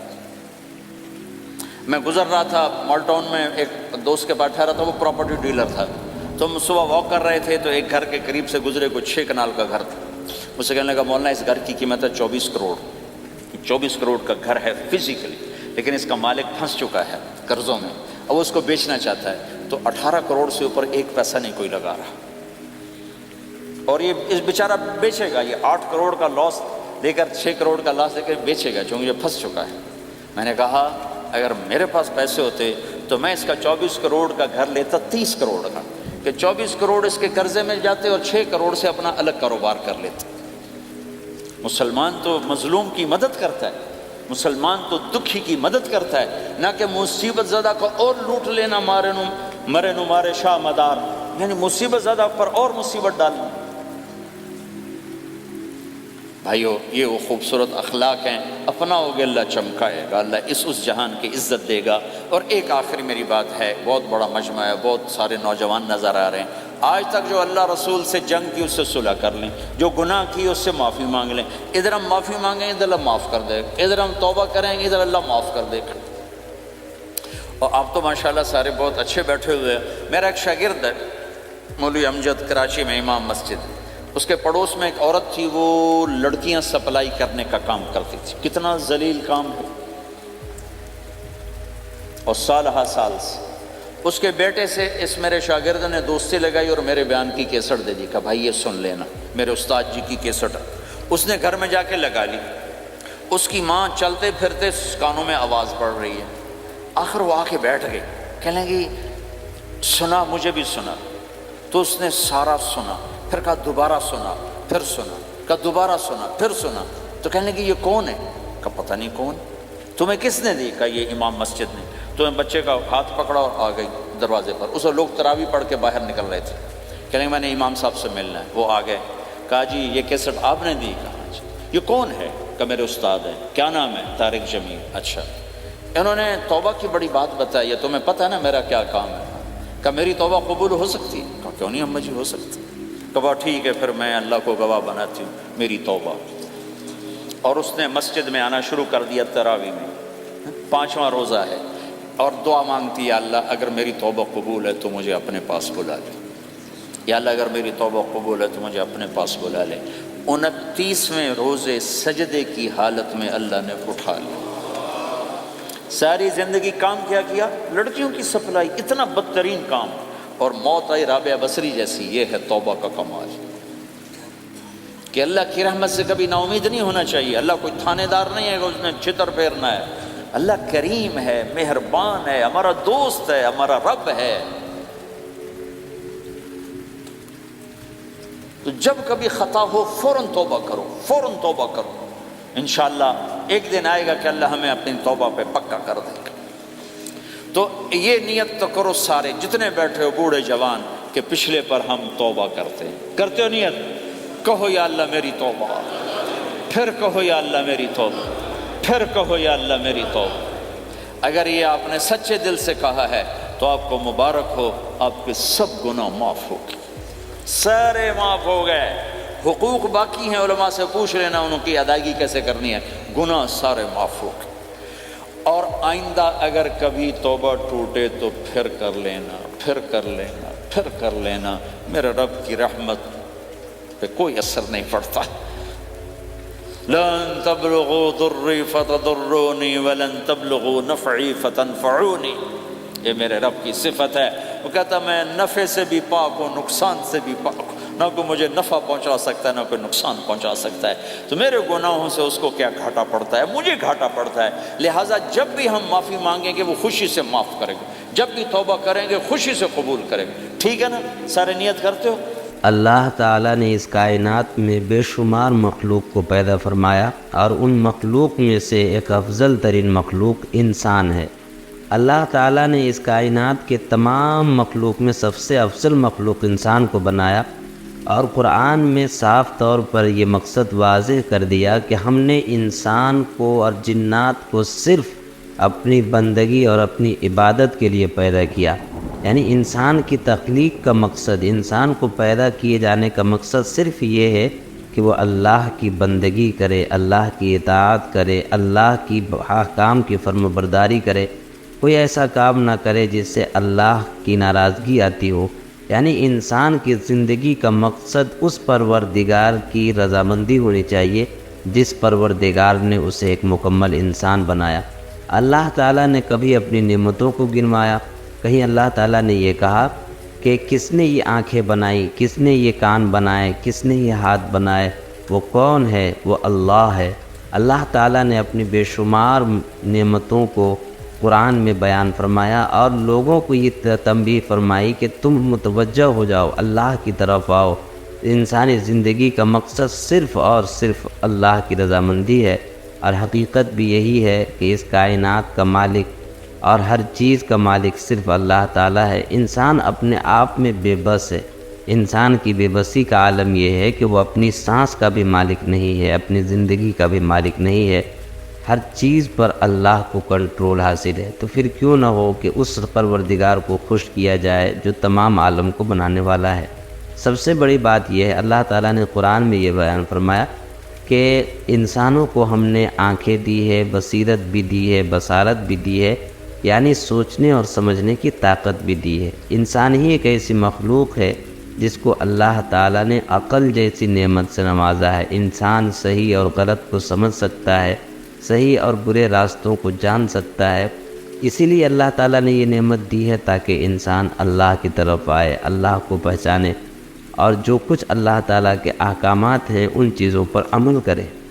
اللہ تعالیٰ نے اس کام کے لیے بہت سارے نبیوں کو بھیجا، چنانچہ حضرت آدم علیہ السلام سے لے کر محمد صلی اللہ علیہ وسلم تک ایک نبیوں کا سلسلہ جاری رہا۔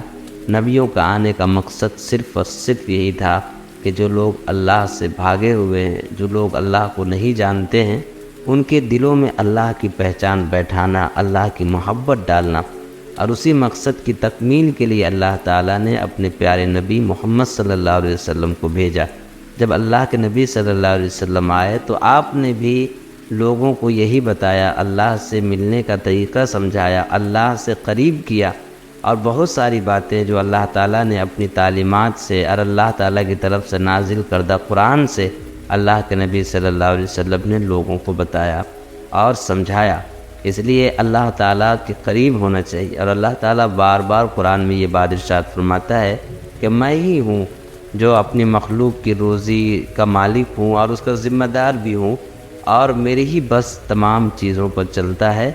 اور اللہ تعالیٰ یہ بھی بیان فرماتے ہیں کہ میں بڑا غفور الرحیم ہوں، اگر کسی سے کوئی خطا ہو جائے تو اس سے شرمندہ نہ ہو، بلکہ اللہ تعالیٰ کے حضور توبہ کرے، میں بڑا بخشنے والا ہوں، میں بڑا معاف کرنے والا